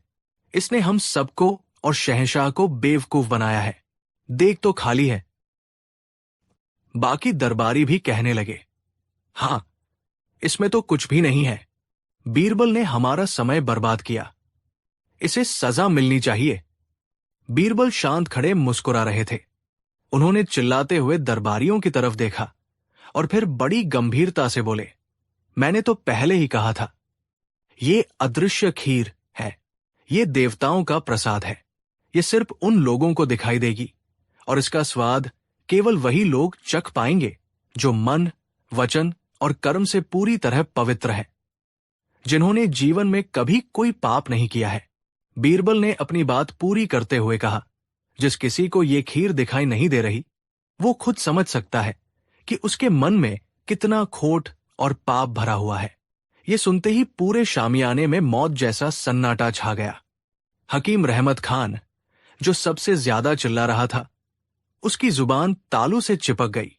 अगर वो कहता है कि उसे खीर नहीं दिख रही, तो वो पूरे दरबार के सामने खुद को पापी मान लेगा। उसकी सारी इज्जत मिट्टी में मिल जाएगी। बीरबल की इस चाल को सबसे पहले शहंशाह अकबर समझे। वो मन ही मन बीरबल की बुद्धिमानी पर कायल हो गए। उन्होंने इस खेल को आगे बढ़ाने का फैसला किया। अकबर अपनी जगह से उठे, देग के पास गए और अंदर झांक कर बोले, वाह बीरबल, वाह! क्या अद्भुत खीर बनाई है। सोने जैसी चमक और केसर की ऐसी महक। ऐसी दिव्य चीज मैंने आज तक नहीं देखी। सचमुच ये देवताओं का ही भोजन है। अब तो जैसे सबको रास्ता मिल गया। शहंशाह को दिख रही है तो हमें क्यों नहीं दिखेगी? हकीम रहमत खान फौरन आगे बढ़ा और देग में झांक कर बोला, हां, हां, जहां पनाह सही फरमा रहे हैं। अब मुझे भी दिखाई दी। क्या रंग है, क्या बनावट है। वाह, वाह! फिर क्या था, एक एक करके सारे दरबारी आगे आते और खाली देग में झांककर उस अदृश्य खीर की तारीफों के पुल बांधने लगते। एक ने कहा, इसमें पड़े हुए बादाम तो देखिए, कितने करीने से काटे गए हैं। दूसरे ने कहा, और ये पिस्ते की तरी, लाजवाब। तीसरा बोला, मैंने तो ऐसी खीर कभी सपने में भी नहीं सोची थी। हर कोई एक दूसरे से बढ़ चढ़कर खीर की तारीफ कर रहा था, ताकि कोई उसे पापी न समझ ले। बीरबल ने चम्मच उठाया और हवा में घुमाते हुए कहा, जहां पनाह, अब आप इसे चखकर देखिए। अकबर ने हाथ आगे बढ़ाया, जैसे चम्मच से कुछ ले रहे हों, और फिर उसे खाने का नाटक करते हुए आंखें बंद कर ली। आहा, अद्भुत! क्या स्वाद है। ऐसा लगता है जैसे अमृत पी लिया हो। बीरबल, तुम सचमुच एक जौहरी हो। अब तो दरबारियों में उस अदृश्य खीर को चखने की होड़ लग गई। हर कोई आता, हवा में से चम्मच लेता और खीर खाने का नाटक करके उसकी तारीफ करता। हकीम रहमत खान ने तो यहां तक कह दिया कि ऐसी खीर बनाने की विधि तो उसे अपनी किताबों में भी नहीं मिली। ये पाखंड का अद्भुत नजारा था, जिसे बीरबल शांति से देख रहे थे। उन्होंने अपनी बुद्धि से न केवल अपनी इज्जत बचाई, बल्कि उन सभी घमंडी और ईर्ष्यालु दरबारियों को आईना भी दिखा दिया था, जो खुद को बहुत पवित्र और दूसरों को नीचा समझते थे। जब यह दावत का नाटक खत्म हुआ और सब अपने अपने घर चले गए, तो अकबर ने रात में बीरबल को अपने निजी कक्ष में बुलाया। जैसे ही बीरबल अंदर आए, अकबर जोर जोर से हंसने लगे। मान गए बीरबल, मान गए। आज तुमने जो खीर पकाई और खिलाई है, उसका स्वाद मैं जिंदगी भर नहीं भूलूंगा। तुमने बिना कुछ पकाए ही सबको ऐसा पाठ पढ़ाया है जो वे कभी नहीं भूलेंगे। बीरबल ने मुस्कुराकर कहा, जहां पनाह, मैंने कोई खीर नहीं पकाई। मैंने तो बस इंसानी फितरत का आईना दिखाया है। लोग अक्सर वो नहीं होते जो वेद दिखाते हैं। अपने पापों और कमियों को छिपाने के लिए वे किसी भी हद तक जा सकते हैं। आज दरबार में हर कोई खुद को नेक साबित करने के लिए एक अदृश्य खीर की तारीफ कर रहा था। अकबर ने बीरबल को गले लगा लिया और कहा, बीरबल, तुम सिर्फ मेरे सलाहकार नहीं, मेरे दोस्त और मेरे गुरु भी हो। तुम्हारी बुद्धि ही इस सल्तनत की असली दौलत है। उस दिन के बाद से हकीम रहमत खान और किसी भी दरबारी ने बीरबल की बुद्धिमानी को चुनौती देने की हिम्मत नहीं की। और अदृश्य खीर की ये कहानी इतिहास में हमेशा के लिए अमर हो गई, जो हमें सिखाती है कि दुनिया में सबसे बड़ा पाखंड अपनी कमियों को छिपाने का ढोंग करना है और सबसे बड़ी बुद्धिमानी इंसान के इसी स्वभाव को समझना है। कहानी 5। एक दिन दरबार लगा हुआ था। मौसम बेहद खुशगवार था। ठंडी हवा के झोंके आलीशान पर्दों को उड़ा रहे थे। अकबर बेहद अच्छे मूड में थे। उन्होंने अपने दरबारियों से पूछा, बताओ, इस पूरी दुनिया में सबसे बड़ा कौन है? ये सवाल सुनते ही दरबारियों में होड़ लग गई शहंशाह की चापलूसी करने की। एक मंत्री ने कहा, जहांपनाह, इसमें भी कोई पूछने की बात है? इस पूरी दुनिया में आपसे बड़ा कोई नहीं है। आप ही इस जमीन के मालिक हैं। आप ही हमारे अन्नदाता है। दूसरे ने कहा, आलमपनाह, सूरज की रोशनी भी आपसे इजाजत लेकर जमीन पर आती है। आप तो पूरी कायनात के शहंशाह हैं। चारों तरफ से शहंशाह अकबर जिंदाबाद के नारे लगने लगे।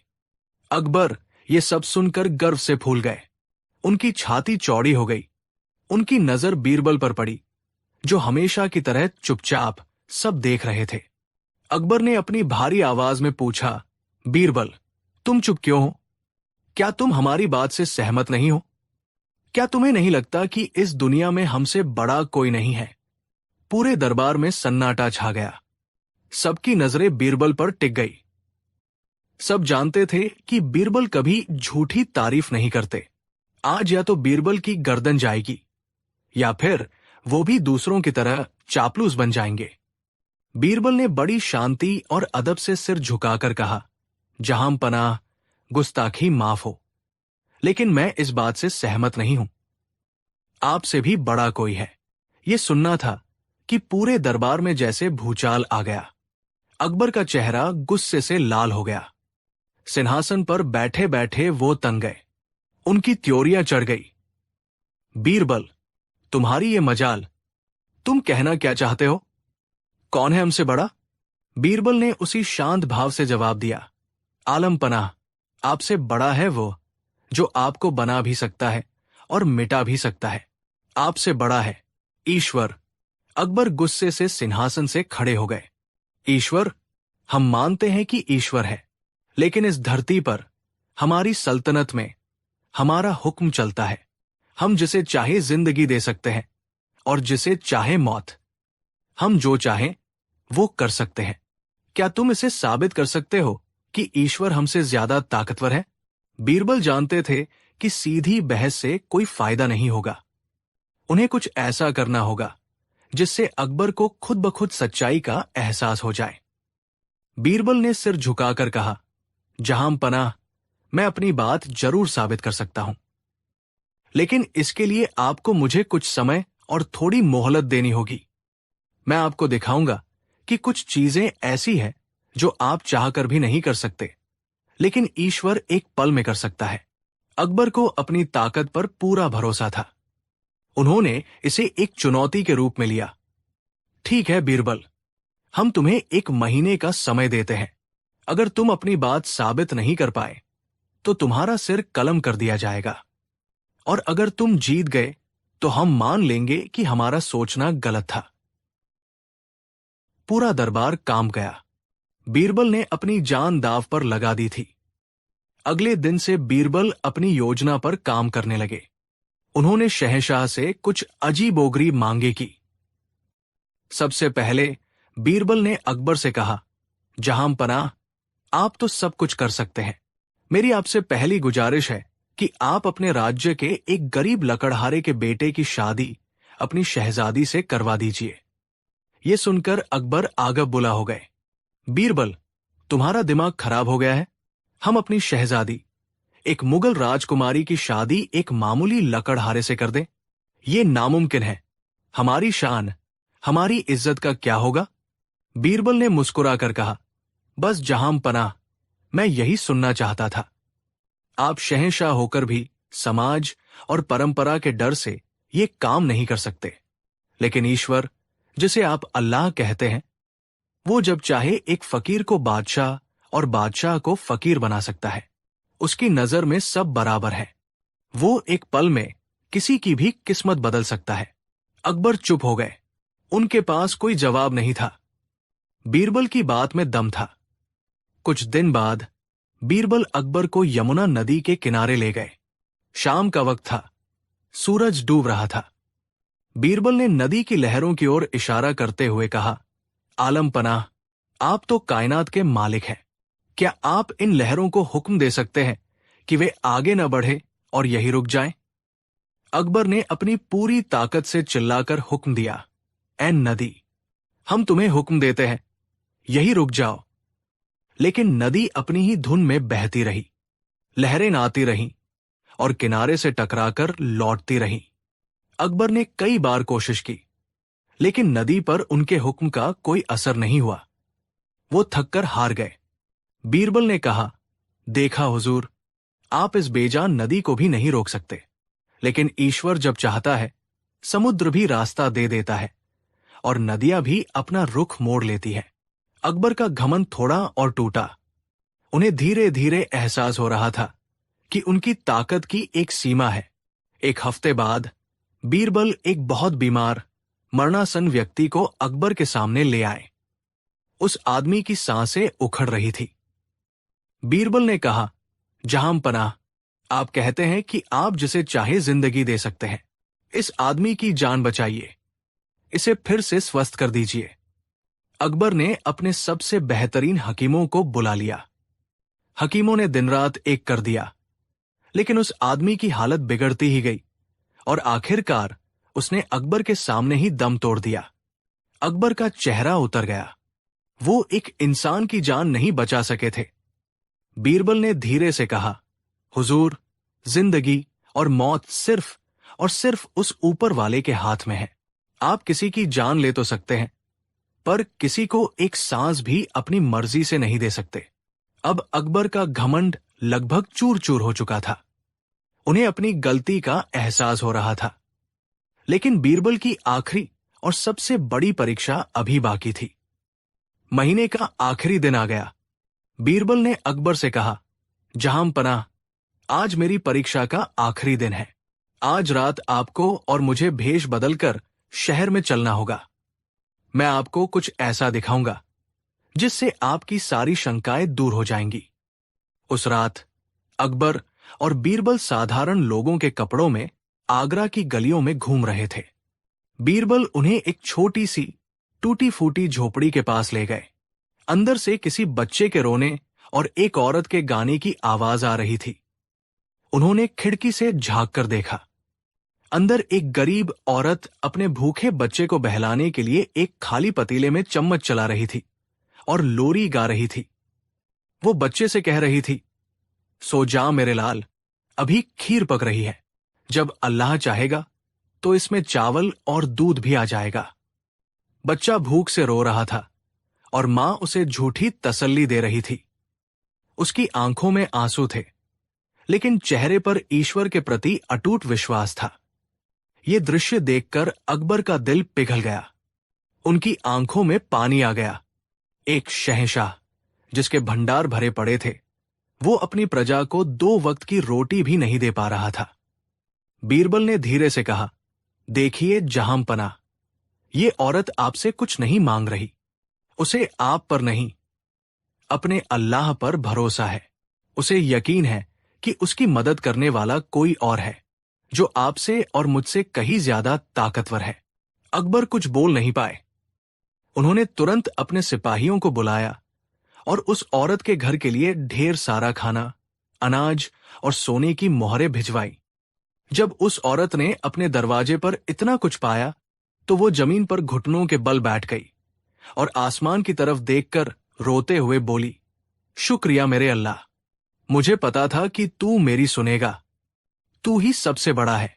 उस औरत ने एक बार भी ये नहीं सोचा कि ये मदद शहंशाह अकबर ने की है। उसने सारा श्रेय ईश्वर को दिया। ये देखकर अकबर के घमंड का महल पूरी तरह से ढह गया। उन्हें समझ आ गया कि वो सिर्फ एक जरिया है, करने वाला तो कोई और ही है। असली बादशाह वो नहीं, बल्कि वह है जो दिलों पर राज करता है, जो बिना मांगे सुनता है और जो सबकी किस्मत लिखता है। अगले दिन दरबार लगा। अकबर अपने सिंहासन पर बैठे थे, लेकिन आज उनकी आंखों में घमंड की जगह विनम्रता और समझदारी थी। उन्होंने पूरे दरबार के सामने ऐलान किया, बीरबल, तुम जीत गए और हम हार गए। आज तुमने हमारी नहीं, बल्कि हमारे घमंड की हार कराई है। तुमने हमें आईना दिखा दिया। हम ये ऐलान करते हैं कि इस दुनिया में सबसे बड़ा शहंशाह नहीं, बल्कि शहंशाहों को बनाने वाला ईश्वर है। उन्होंने बीरबल को गले लगा लिया और कहा, तुमने हमारा सिर कलम होने से नहीं, बल्कि हमें गलत रास्ते पर जाने से बचाया है। तुम सिर्फ हमारे मंत्री नहीं, हमारे सच्चे दोस्त हो।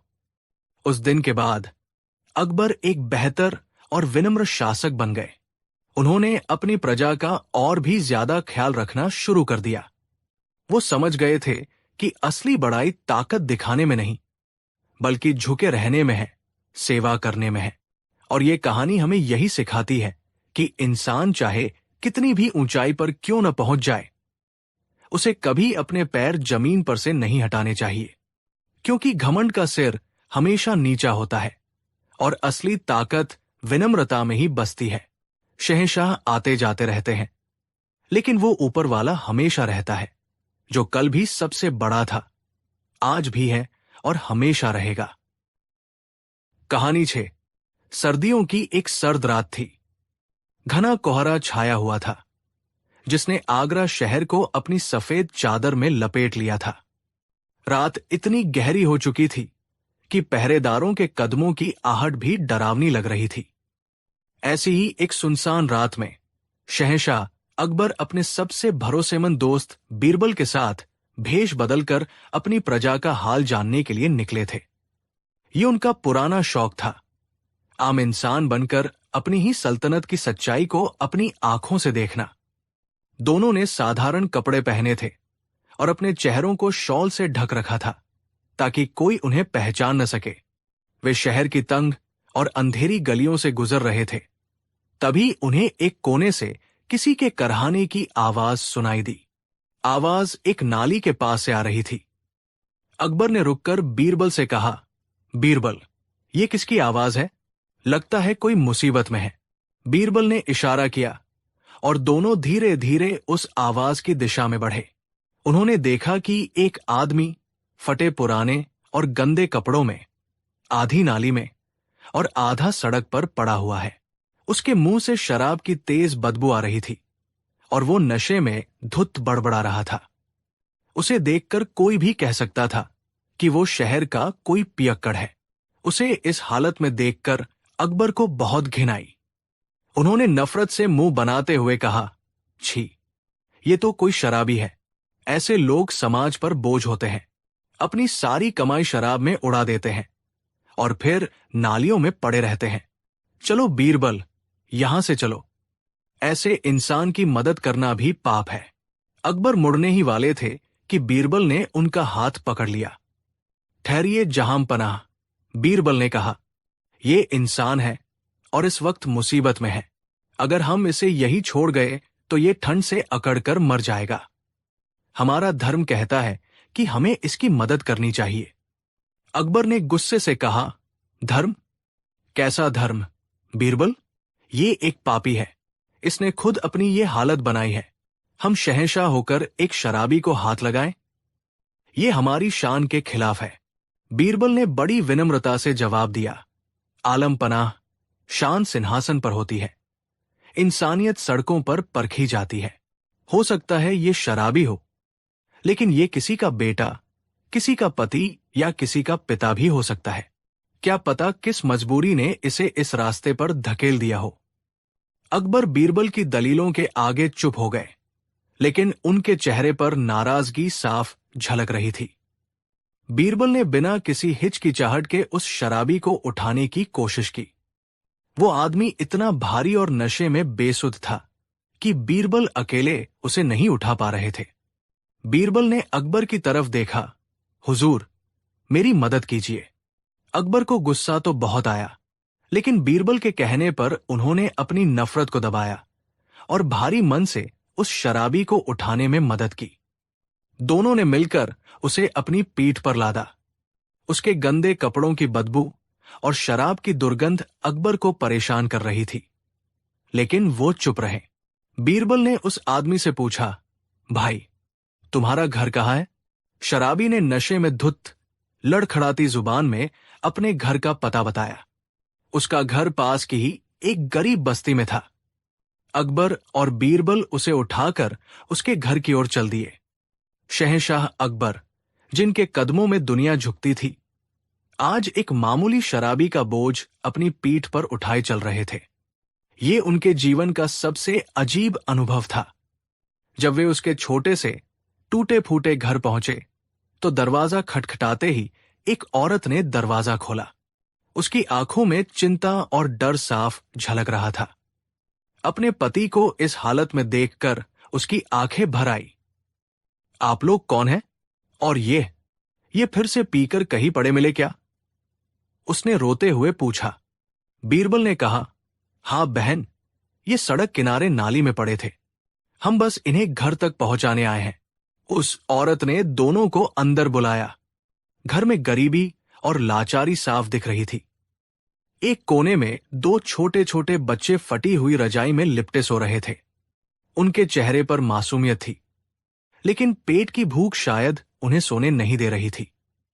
अकबर और बीरबल ने शराबी को एक चारपाई पर लिटा दिया। उस औरत ने हाथ जोड़कर कहा, आप दोनों का बहुत बहुत शुक्रिया। आप तो फरिश्ते बनकर आए। अगर आज आप न होते तो मेरे बच्चों के सिर से पिता का साया उठ जाता। अकबर ने कठोरता से कहा, कैसा पिता, जो अपनी जिम्मेदारियों को भूलकर दिन रात शराब में डूबा रहे? तुम्हें ऐसे आदमी के लिए रोना नहीं चाहिए। ये सुनकर वो औरत फूट फूट कर रो पड़ी। आप नहीं जानते साहब, उसने सिसकते हुए कहा, ये हमेशा से ऐसे नहीं थे। ये शहर के सबसे हुनरमंद कारीगरों में से एक थे। इनकी बनाई हुई लकड़ी की नक्काशी दूर दूर तक मशहूर थी। हम बहुत खुश थे, लेकिन एक दिन काम करते हुए एक हादसा हुआ और इनकी आंखों की रोशनी लगभग चली गई। ये अब बारीक काम नहीं कर सकते। काम छिन गया, आमदनी बंद हो गई। इसी गम और बेबसी ने इन्हें शराब की बोतल पकड़ा दी। ये अपनी लाचारी को भुलाने के लिए पीते हैं। ये सुनकर अकबर सन्न रह गए। जिस आदमी को वो एक नाकारा और पापी समझ रहे थे, उसकी कहानी तो कुछ और ही थी। वो एक मजबूर और टूटा हुआ इंसान था। अकबर ने उन सोते हुए बच्चों की तरफ देखा और उनका दिल अपराध बोध से भर गया। बीरबल ने उस औरत को सांत्वना दी और अपनी जेब से कुछ सोने की मोहरें निकालकर उसे देते हुए कहा, बहन, इसे रखो। अपने बच्चों के लिए खाना और अपने पति का इलाज करवाना। सब ठीक हो जाएगा। औरत ने पहले तो मना किया, लेकिन बीरबल के जोर देने पर उसने वे मोहरें ले ली। उसकी आंखों में उम्मीद की एक नई किरण चमक उठी थी। अकबर और बीरबल उस झोपड़ी से चुपचाप बाहर आ गए। रात की खामोशी में अब अकबर को अपने ही शब्द चुभ रहे थे। महल वापस आते समय अकबर पूरे रास्ते चुप रहे। बीरबल जानते थे कि शहंशाह के अंदर एक तूफान चल रहा है। महल पहुंचकर अकबर अपने कक्ष में गए और बीरबल से कहा, बीरबल, आज तुमने हमारी आंखें खोल दी। हम जिसे एक पापी और समाज का बोझ समझ रहे थे, वो तो हालात का मारा एक बेबस इंसान निकला। हम उसकी कहानी जाने बिना ही उसके बारे में राय बना बैठे। आज हमें एहसास हुआ कि किसी सिक्के का सिर्फ एक पहलू देखकर फैसला सुना देना कितना बड़ा गुनाह है। बीरबल ने मुस्कुराते हुए कहा, जहां पनाह, यही तो मैं आपको समझाना चाहता था। नशा और नशेड़ी दोनों बुरे हैं, लेकिन कभी कभी हमें उस वजह को भी समझना चाहिए जो इंसान को उस अंधेरे रास्ते पर ले जाती है। नफरत से हम सिर्फ इंसान को खत्म कर सकते हैं, लेकिन प्यार और सहानुभूति से हम उसके अंदर की बुराई को खत्म कर सकते हैं। अकबर ने फैसला किया, बीरबल, हम उस कारीगर को ऐसे बर्बाद नहीं होने देंगे। कल सुबह तुम उसे हमारे सामने दरबार में पेश करना। अगले दिन वो कारीगर जिसका नाम हीरालाल था, दरबार में कांपते हुए हाजिर हुआ। रात का नशा उतर चुका था और अब उसे दरबार में बुलाए जाने का डर सता रहा था। उसे लगा कि रात में नाली में पड़े होने की वजह से उसे कोई कड़ी सजा दी जाएगी। अकबर अपने सिंहासन पर बैठे थे। उन्होंने हीरालाल को देखा और कहा, हीरालाल, हमने सुना है कि तुम एक बहुत काबिल कारीगर हो। हीरालाल डर के मारे कुछ बोल नहीं पाया, बस सिर झुकाकर खड़ा रहा। अकबर ने आगे कहा, एक हादसा तुम्हारे साथ हुआ, लेकिन इसका मतलब ये नहीं कि तुम्हारी जिंदगी खत्म हो गई। तुम्हारी आंखों की रोशनी कम हुई है, तुम्हारा हुनर नहीं मरा है। हम तुम्हें एक मौका देना चाहते हैं। अकबर ने हुक्म दिया, आज से तुम शाही कारखाने में काम करोगे। तुम्हें बारीक नक्काशी का काम नहीं, बल्कि मोटे और बड़े लकड़ी के सामान बनाने का काम सौंपा जाता है, जैसे कि संदूक, दरवाजे और पलंग। तुम्हारे हुनर का इस्तेमाल होगा और तुम्हारी आंखों पर भी जोर नहीं पड़ेगा। तुम्हें एक अच्छा वेतन और रहने के लिए एक घर भी दिया जाएगा। तुम्हारे बच्चों की पढ़ाई का खर्चा सल्तनत उठाएगी। यह सुनकर हीरालाल को अपने कानों पर यकीन नहीं हुआ। उसकी आंखों से पश्चाताप और कृतज्ञता के आंसू बहने लगे। वो अकबर के कदमों में गिर पड़ा। जहां पनाह, वो रोते हुए बोला, मैं तो एक पापी हूं। मैंने अपनी जिंदगी शराब में बर्बाद कर दी। मैं इस मेहरबानी के लायक नहीं हूं। अकबर ने उसे उठाते हुए कहा, तुम लायक हो हीरालाल। हर इंसान एक दूसरा मौका पाने का हकदार होता है, लेकिन हमारी एक शर्त है। क्या शर्त? आलमपना, मैं आपकी हर शर्त मानने को तैयार हूं, हीरालाल ने कहा। अकबर ने बीरबल की तरफ देखा और फिर हीरालाल से कहा, शर्त यह है कि आज से तुम शराब की एक बूंद को भी हाथ नहीं लगाओगे। तुम अपनी मेहनत की कमाई अपने परिवार पर खर्च करोगे, शराब पर नहीं। तुम अपनी जिंदगी को फिर से संवारोगे, सिर्फ अपने लिए नहीं, बल्कि अपने उन मासूम बच्चों के लिए। हीरालाल ने रोते हुए कसम खाई कि वो आज के बाद कभी शराब को हाथ नहीं लगाएगा। उस दिन के बाद हीरालाल की जिंदगी पूरी तरह बदल गई। उसने शराब हमेशा के लिए छोड़ दी और अपनी पूरी लगन और मेहनत से शाही कारखाने में काम करने लगा। उसका खोया हुआ सम्मान और आत्मविश्वास वापस लौट आया। उसका परिवार फिर से खुशहाल हो गया। एक दिन, कुछ महीनों बाद, अकबर और बीरबल फिर से भेष बदलकर उस बस्ती में गए। उन्होंने देखा कि हीरालाल का टूटा फूटा घर अब एक साफ सुथरा और अच्छा मकान बन चुका था। अंदर से बच्चों के हंसने की आवाजें आ रही थी। हीरालाल अपने बच्चों के साथ खेल रहा था और उसकी पत्नी खुशी से खाना बना रही थी। उस घर में अब लाचारी और निराशा की जगह उम्मीद और खुशियों ने ले ली थी। ये देखकर अकबर की आंखों में संतोष के आंसू आ गए। उन्होंने बीरबल से कहा, बीरबल, आज हमें असली जीत का एहसास हो रहा है। एक सल्तनत जीतना उतना बड़ा काम नहीं जितना किसी एक हारी हुई जिंदगी को जीत लेना है। तुमने हमें सिखाया कि नफरत से नहीं, बल्कि रहम और मौके से दुनिया को बेहतर बनाया जा सकता है। बीरबल ने मुस्कुराते हुए कहा, जहां पनाह, आपने सिर्फ हीरालाल की जिंदगी नहीं बदली, आपने एक मिसाल कायम की है। आपने ये साबित किया है कि एक बादशाह का काम सिर्फ सजा देना नहीं, बल्कि सही रास्ता दिखाना भी है। और ये कहानी हमेशा के लिए अमर हो गई। ये हमें सिखाती है कि किसी भी इंसान को सिर्फ उसकी बाहरी हालत देखकर आंकना नहीं चाहिए। हर इंसान के पीछे एक कहानी होती है। नफरत और घृणा किसी समस्या का हल नहीं है, बल्कि करुणा, सहानुभूति और एक मौका किसी की भी जिंदगी को बदल सकता है। एक छोटी सी मदद, एक छोटी सी पहल, एक अंधेरी जिंदगी में उम्मीद का सूरज उगा सकती है। कहानी 7। ये कहानी उस दौर की है जब मुगल सल्तनत अपनी बुलंदी पर थी, लेकिन इंसान का मन आज भी वैसा ही था जैसा सदियों पहले था, डर और अंधविश्वास से भरा हुआ। आगरा की गलियों में उन दिनों एक अजीब सा तौस फैल रहा था। एक ऐसा डर जो तलवारों से नहीं, बल्कि फुसफुसाहटों से पैदा हुआ था। शहर के बाहर यमुना नदी के किनारे एक साधु ने डेरा डाला था, जिसका नाम था बाबा कल्याणानंद। लोग कहते थे कि कल्याणानंद कोई साधारण साधु नहीं, बल्कि सिद्ध पुरुष है। उसके पास अलौकिक शक्तियां हैं। वो हवा में से आग पैदा कर सकता है, लोगों के मन की बातें पढ़ सकता है, और सबसे खतरनाक, वो काला जादू कर सकता है। जो उसकी बात नहीं मानता, उसके घर पर दुर्भाग्य का पहाड़ टूट पड़ता था।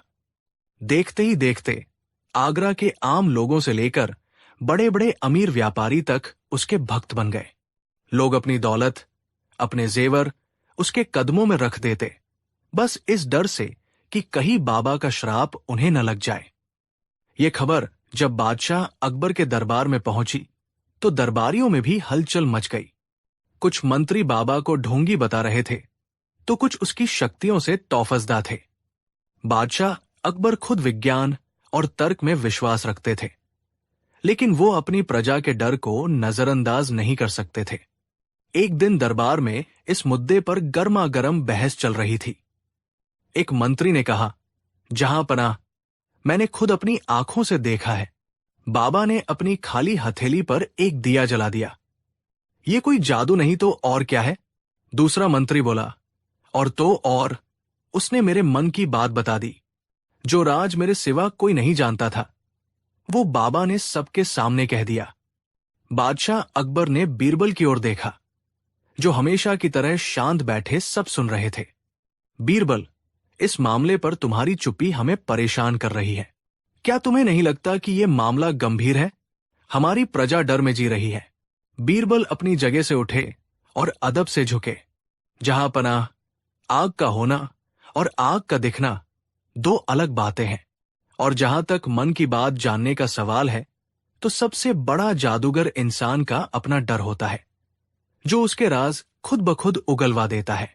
मुझे लगता है इस बाबा की शक्ति उसकी सिद्धियों में नहीं, बल्कि हमारे समाज के अंधविश्वास में छिपी है। दरबारियों को बीरबल की ये बात पसंद नहीं आई।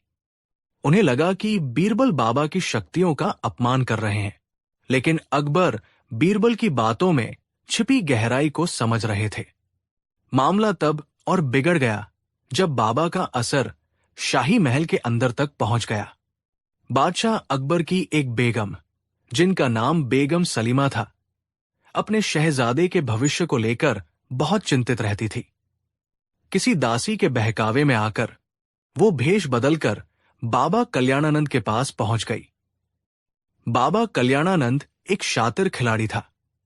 उसने महल के अंदर अपने जासूस छोड़ रखे थे, जो उसे हर छोटी बड़ी खबर देते थे। एक लालची सिपाही, इनायत खान, उसे महल की सारी गुप्त बातें बताता था। जैसे ही बेगम सलीमा वहां पहुंची, बाबा ने ध्यान लगाने का नाटक किया और बोला, आइए बेगम सलीमा, आपके मन में अपने शहजादे के स्वास्थ्य को लेकर जो चिंता है वो व्यर्थ है। बस आपको उस बुरी नजर से बचना होगा जो महल के भीतर से ही आपके शहजादे पर लगी है। बेगम सलीमा ये सुनकर सन्न रह गई। बाबा ने न केवल उनका नाम पहचान लिया, बल्कि उनकी सबसे गहरी चिंता भी बता दी। वो पूरी तरह से बाबा के जाल में फंस गई। उन्होंने बाबा को बेशकीमती तोहफे दिए और उसकी हर बात पर यकीन करने लगी। महल में लौटकर उन्होंने बादशाह अकबर को भी यकीन दिलाया कि बाबा कल्याणानंद कोई साधारण इंसान नहीं है और हमें उनका सम्मान करना चाहिए, वरना सल्तनत पर कोई भारी संकट आ सकता है। अब अकबर भी दुविधा में पड़ गए। एक तरफ बीरबल का तर्क था और दूसरी तरफ उनकी अपनी बेगम का विश्वास और प्रजा का डर। उन्होंने फैसला किया कि वो खुद इस बाबा की परीक्षा लेंगे। बाबा कल्याणानंद को शाही दरबार में हाजिर होने का हुक्म दिया गया। अगले दिन दरबार खचाखच भरा हुआ था। बाबा कल्याणानंद अपनी भगवा वेशभूषा में, लंबी दाढ़ी और चमकती आंखों के साथ दरबार में दाखिल हुआ। उसके चेहरे पर एक अजीब सा आत्मविश्वास था। अकबर ने कहा, बाबा, हमने आपके बारे में बहुत कुछ सुना है। हम जानना चाहते हैं कि आपकी शक्तियों में कितनी सच्चाई है। बाबा मुस्कुराया, जहां पनाह, शक्तियां दिखाने की चीज नहीं, महसूस करने की होती है। लेकिन आपकी तसल्ली के लिए मैं आपको एक छोटा सा चमत्कार दिखाता हूं। उसने अपने हाथ आगे बढ़ाए और आंखें बंद कर ली। वो कुछ मंत्र बुदबुदाने लगा। अचानक उसकी हथेली पर एक छोटी सी आग की लपट जल उठी। पूरा दरबार आश्चर्य से चीख पड़ा। मंत्री एक दूसरे का मुंह देखने लगे। इसके बाद बाबा ने एक मंत्री की ओर इशारा करते हुए कहा, मंत्री जी, आप इस बात से परेशान हैं कि आपका बेटा आपकी बात नहीं सुनता और गलत संगत में पड़ गया है ना? वो मंत्री हक्का बक्का रह गया। ये बात सच थी और उसने किसी को नहीं बताई थी। अब तो दरबार में लगभग सभी को यकीन हो गया कि बाबा चमत्कारी है। बादशाह अकबर भी प्रभावित हुए बिना न रह सके। उन्होंने बाबा को रहने के लिए शाही मेहमान खाने में जगह दी और उसकी सेवा के लिए नौकर चाकर लगा दिए। सिर्फ एक शख्स था जिसके चेहरे पर कोई हैरानी नहीं थी, बीरबल। वो शांत मन से सब देख रहे थे। दरबार खत्म होने के बाद बीरबल सीधे अपने कक्ष में गए। उन्होंने अपने कुछ सबसे भरोसेमंद जासूसों को बुलाया। बीरबल ने कहा, मुझे बाबा कल्याणानंद पर 24 घंटे नजर चाहिए। वो किससे मिलता है, कहाँ जाता है, क्या खाता पीता है, और सबसे जरूरी, उसके आश्रम से कौन कौन सी चीजें आती जाती है। मुझे हर बात की खबर चाहिए। और तुम में से 2 लोग भक्त बनकर उसके आश्रम में ही रहने लगो। जासूस अपने काम पर लग गए। बीरबल जानते थे कि हर जादू के पीछे कोई न कोई तरकीब जरूर होती है। हथेली पर आग जलाना। बीरबल ने रसायन विज्ञान की कुछ पुरानी किताबें पढ़ी थी। उन्हें पता था कि कुछ खास रसायनों को मिलाने से आग पैदा की जा सकती है। और मन की बातें जानना, इसके लिए जासूसी का एक बड़ा नेटवर्क चाहिए। बीरबल का शक महल के किसी भेदी पर था। कुछ दिन बीते। बीरबल के जासूसों ने खबरें लाना शुरू कर दिया। एक जासूस ने बताया कि बाबा के आश्रम में हर रोज शहर के एक हकीम के यहां से कुछ पुड़िया आती है, जिनमें अजीब से पाउडर और तेल होते हैं। दूसरे जासूस ने खबर दी कि बाबा देर रात को कुछ लोगों से मिलता है, जो उसे शहर के अमीरों के घरों की खबरें देते हैं। लेकिन सबसे बड़ी सफलता तब मिली जब बीरबल के एक जासूस ने महल के सिपाही इनायत खान को बाबा के एक आदमी से छिपकर मिलते हुए देख लिया। वो उसे महल की बातें बता रहा था और बदले में सोने के सिक्के ले रहा था। अब बीरबल के सामने सारी तस्वीर साफ हो चुकी थी। बाबा कोई सिद्ध पुरुष नहीं, बल्कि एक धूर्त ठग था जो जासूसी और हाथ की सफाई से लोगों को बेवकूफ बना रहा था। लेकिन अब सवाल यह था कि उसे बेनकाब कैसे किया जाए। अगर बीरबल सीधे बादशाह के पास जाते तो शायद कोई उनकी बात पर यकीन न करता, क्योंकि सब बाबा का चमत्कार अपनी आंखों से देख चुके थे। बीरबल को एक ऐसा जाल बिछाना था जिसमें बाबा खुद आकर फंसे। बीरबल सीधे बादशाह अकबर के पास पहुंचे। जहां पनाह, मैं बाबा कल्याणानंद की शक्तियों को चुनौती देना चाहता हूं। अकबर हैरान रह गए। बीरबल, ये तुम क्या कह रहे हो? तुमने उनका चमत्कार नहीं देखा? बीरबल ने कहा, जहां पनाह, मैंने देखा है, लेकिन हीरे को कसौटी पर परखे बिना उसकी कीमत नहीं लगानी चाहिए। मैं चाहता हूं कि आप एक सार्वजनिक सभा का आयोजन करें, जहां बाबा को अपनी शक्तियों का अंतिम और सबसे बड़ा प्रमाण देना होगा। अगर वो सफल हो गए तो मैं अपनी हार मान लूंगा और दरबार छोड़कर चला जाऊंगा। अकबर को बीरबल पर पूरा भरोसा था। वो जानते थे कि बीरबल बिना सोचे समझे कोई कदम नहीं उठाते। उन्होंने बीरबल की बात मान ली और पूरे शहर में ऐलान करवा दिया कि अगले शुक्रवार को शाही मैदान में बाबा कल्याणानंद अपनी दिव्य शक्तियों का सबसे बड़ा प्रदर्शन करेंगे। शुक्रवार का दिन आया। शाही मैदान लोगों से खचाखच भरा हुआ था। बादशाह अकबर, बेगम सलीमा और सभी दरबारी एक ऊंचे मंच पर बैठे थे। दूसरी तरफ बाबा कल्याणानंद अपने शिष्यों के साथ आसन पर विराजमान था। उसके चेहरे पर अहंकार साफ झलक रहा था। उसे लगा कि ये उसकी सबसे बड़ी जीत का दिन है। बीरबल मंच पर आए और बोले, आज हम सब बाबा कल्याणानंद की शक्तियों के गवाह बनेंगे। बाबा को आज 3 काम करने होंगे जो किसी साधारण इंसान के बस में नहीं है। भीड़ में सन्नाटा छा गया। बीरबल ने पहली चुनौती रखी। बाबा, आपके सामने पानी से भरा ये मटका रखा है। आपको बिना इसे छुए और बिना इसमें कुछ डाले इस सादे पानी को गुलाब के शरबत में बदलना होगा। बाबा मुस्कुराया। ये उसके लिए बच्चों का खेल था। उसकी योजना पहले से तैयार थी। उसके एक शिष्य ने रात में ही उस मटके की भीतरी सतह पर गुलाब के शरबत का सूखा पाउडर चुपके से लगा दिया था। बस पानी डालने पर वो अपने आप घुल जाता। बाबा ने आंखें बंद की और मंत्र पढ़ने का नाटक करने लगा। उसने अपने शिष्य को इशारा किया कि वो मटके को हिलाए। शिष्य ने जैसे ही मटका हिलाया, कुछ नहीं हुआ। पानी जैसा था वैसा ही रहा। बाबा हैरान रह गया। उसने फिर से मंत्र पढ़े, लेकिन पानी का रंग नहीं बदला। भीड़ में फुसफुसाहट शुरू हो गई। असल में बीरबल को बाबा की इस चाल का अंदाजा था।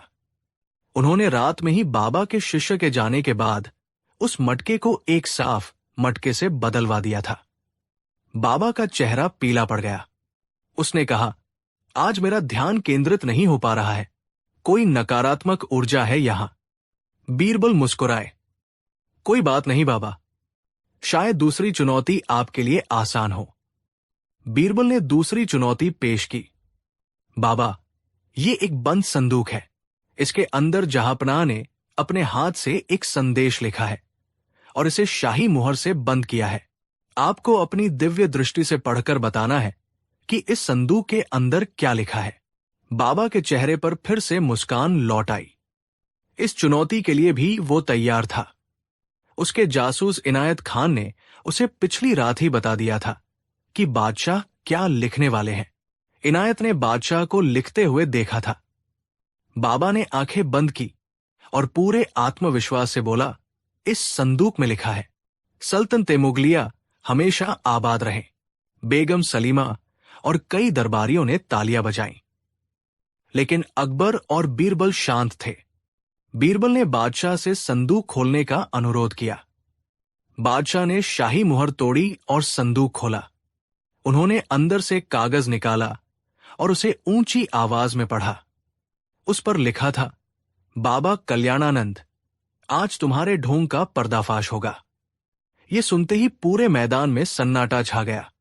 बाबा कल्याणानंद के पैरों तले जमीन खिसक गई। वो समझ गया कि वो फंस चुका है। असल में बीरबल ने सिपाही इनायत खान को कल रात ही पकड़ लिया था।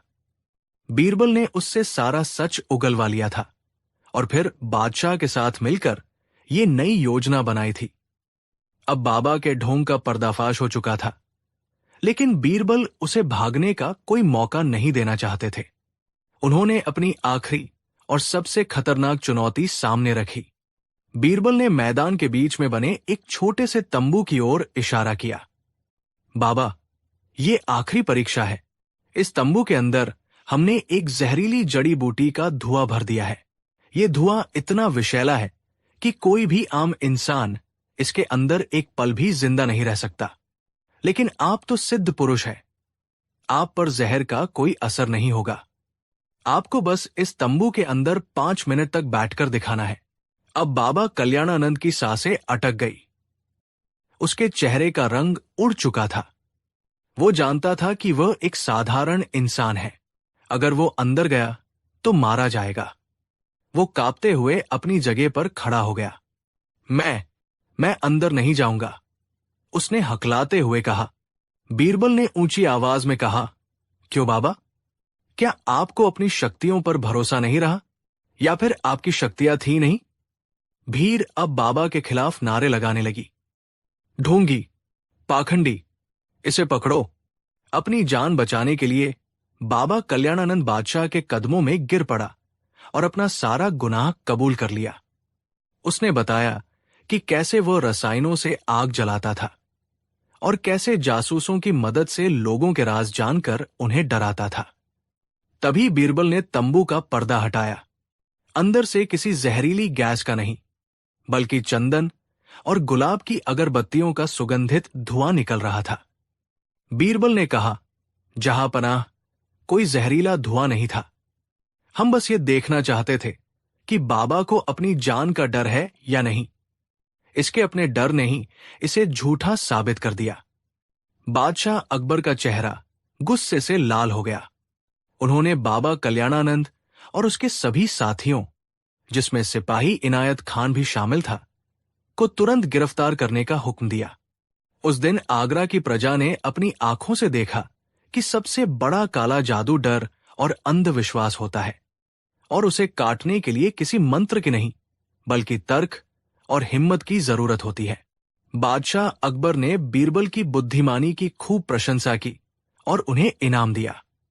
दरबार में लौटकर अकबर ने बीरबल से कहा, बीरबल, आज तुमने सिर्फ एक ढोंगी को नहीं पकड़ा, बल्कि हमारी प्रजा की आंखों पर बंधी अंधविश्वास की पट्टी को भी उतारा है। तुमने साबित कर दिया कि ज्ञान की रोशनी के आगे धोखे का अंधेरा कभी नहीं टिक सकता। और इस तरह बीरबल ने एक बार फिर अपनी अक्ल से न केवल एक बड़े धोखेबाज का पर्दाफाश किया, बल्कि पूरे समाज को एक बहुत बड़ी सीख भी दी। सीख ये कि सच्ची शक्ति किसी चमत्कार में नहीं, बल्कि सच्चाई, ज्ञान और विवेक में होती है। कहानी 8। आगरा शहर उन दिनों अपनी पूरी शानो शौकत में था। बादशाह अकबर के शासन में कला, साहित्य और व्यापार फल फूल रहे थे। लेकिन जहां समृद्धि होती है, वहां अहंकार भी अपनी जड़ें जमा लेता है।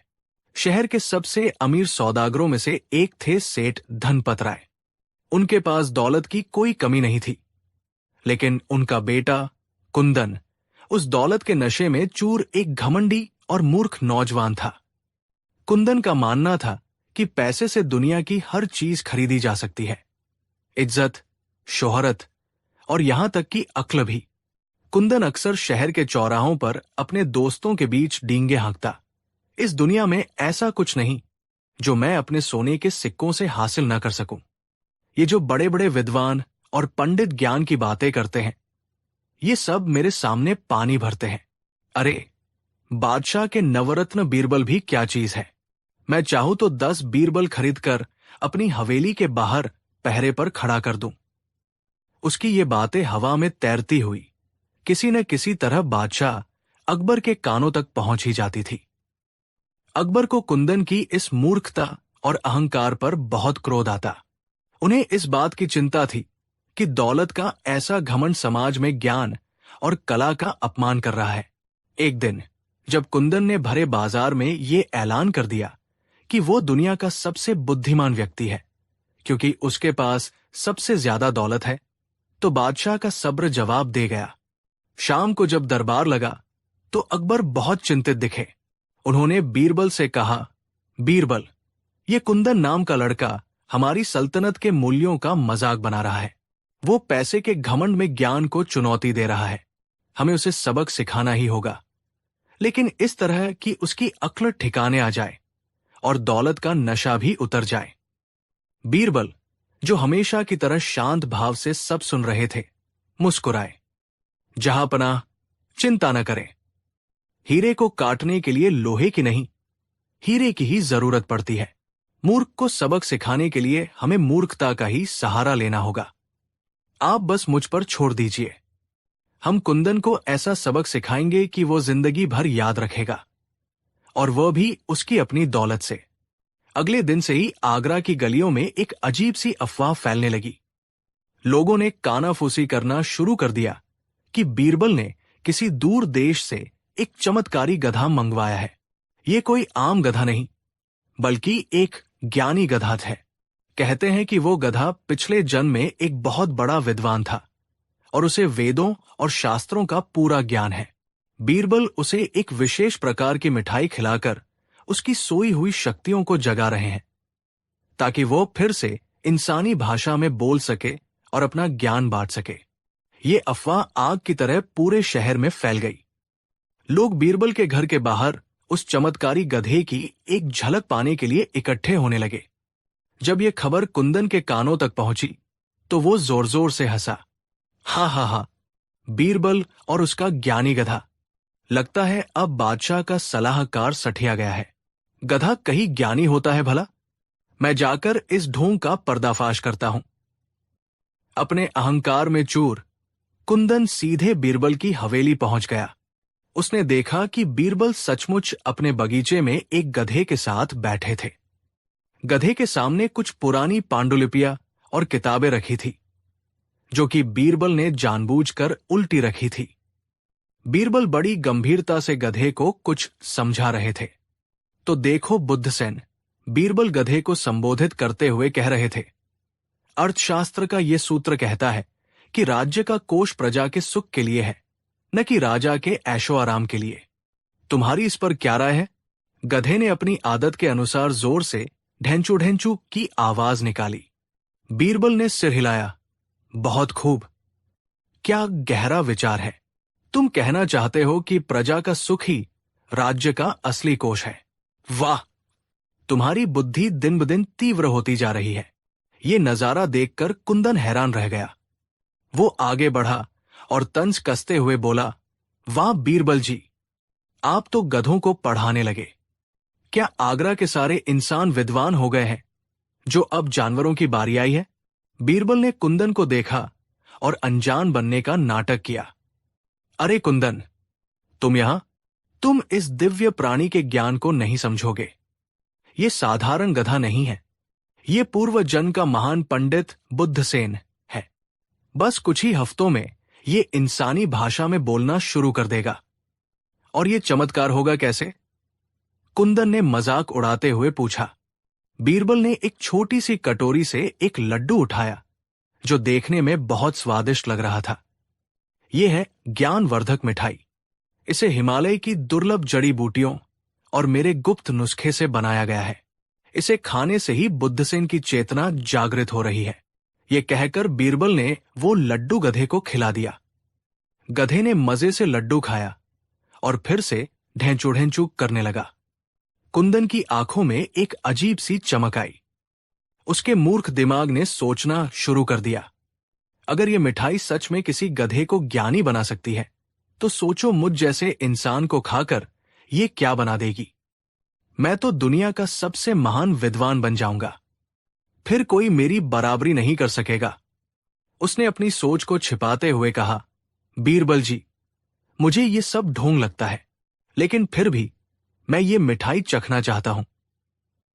क्या पता इसमें स्वाद कैसा है। बीरबल ने तुरंत हाथ आगे कर दिया।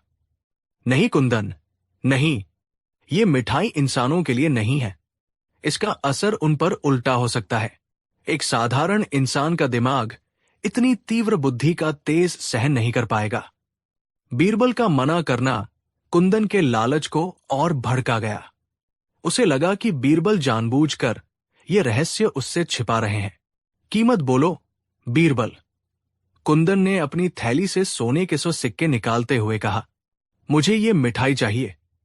100 सिक्के कम हो तो 200 ले लो। बीरबल ने दुख का नाटक करते हुए सिर हिलाया। कुंदन, तुम ज्ञान का मूल्य सिक्कों में लगा रहे हो। ये अनमोल है, ये बिकाऊ नहीं है। अगले कुछ दिनों तक कुंदन रोज बीरबल के घर आता और मिठाई खरीदने की जिद करता। वो कीमत बढ़ाता गया, 200 से 500, 500 से 1000 सोने के सिक्के। लेकिन बीरबल हर बार मना कर देते, जिससे कुंदन की बेचैनी और बढ़ जाती। उसे अब ये यकीन हो गया था कि ये कोई साधारण मिठाई नहीं, बल्कि सच में कोई जादुई चीज है। आखिरकार 1 हफ्ते बाद बीरबल ने हार मानने का नाटक किया। ठीक है कुंदन, तुम्हारी जिद के आगे मैं हार गया, लेकिन इस ज्ञान को पाने की एक कीमत है, और वो सिर्फ सोना नहीं है। तुम्हें पहले खुद को इस मिठाई के योग्य साबित करना होगा। मैं कुछ भी करने को तैयार हूं। कुंदन ने उत्सुकता से कहा।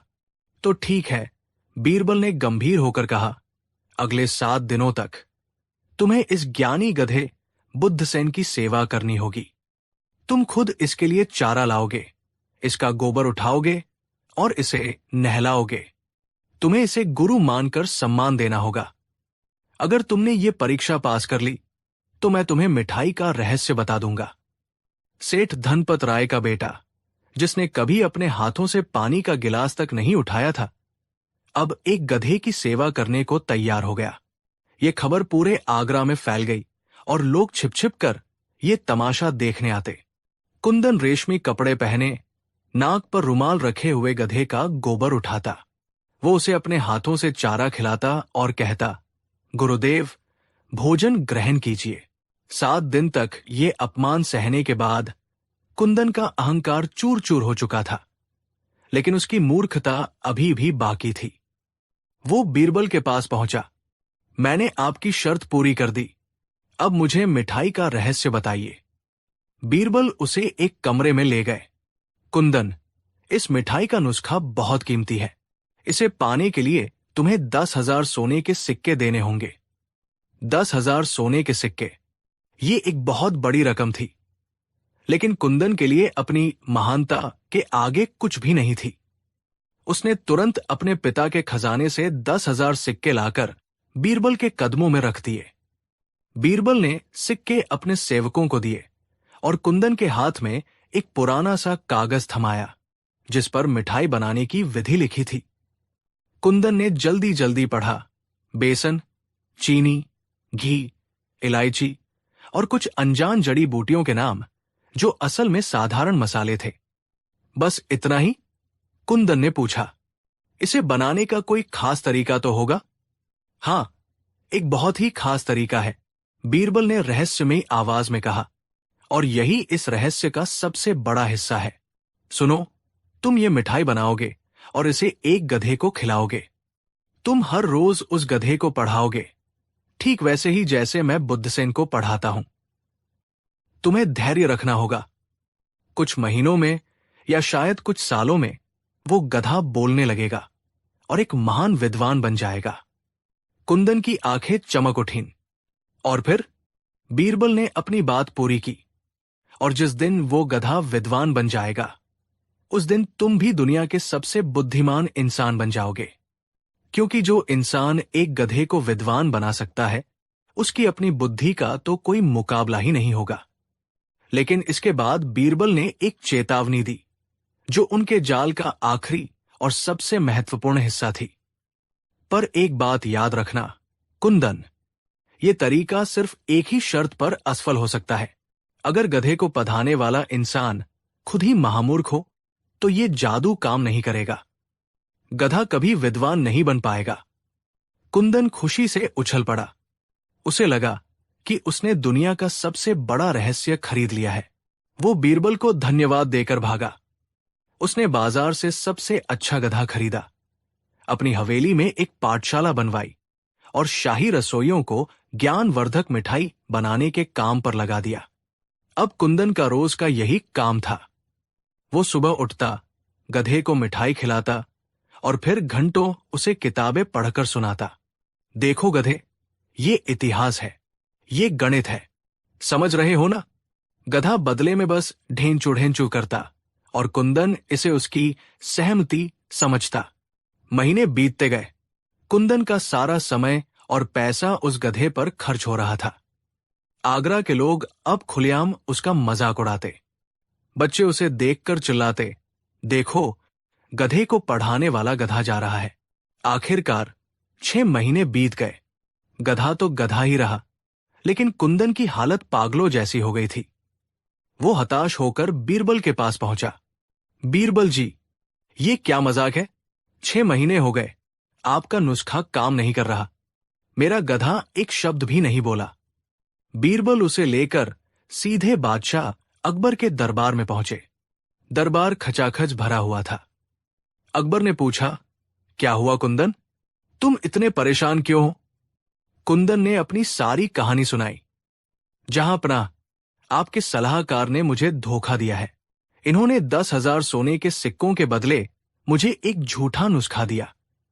मेरा गधा विद्वान नहीं बना। पूरा दरबार अपनी हंसी रोकने की कोशिश कर रहा था।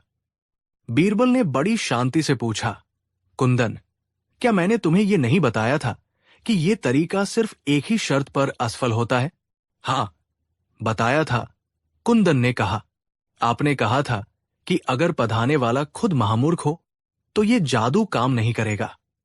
ये कहते ही कुंदन अचानक चुप हो गया। उसके अपने शब्द उसके कानों में गूंज रहे थे। उसकी आंखों के सामने अंधेरा छा गया। उसे अपनी मूर्खता का एहसास हुआ। वो समझ गया कि बीरबल ने उसे कैसे उसी के जाल में फंसा दिया। बीरबल ने बादशाह की ओर मुड़कर कहा, जहां अपना, जो इंसान ये मान ले कि मिठाई खिलाने से एक गधा विद्वान बन सकता है और 6 महीने तक इस उम्मीद में अपना समय और पैसा बर्बाद करता रहे, उससे बड़ा मूर्ख और कौन हो सकता है? मैंने तो बस आईना दिखाया है। ये सुनते ही पूरा दरबार ठहाकों से गूंज उठा। कुंदन का चेहरा शर्म से लाल हो गया। वो बादशाह के कदमों में गिर पड़ा और अपनी गलती के लिए माफी मांगने लगा।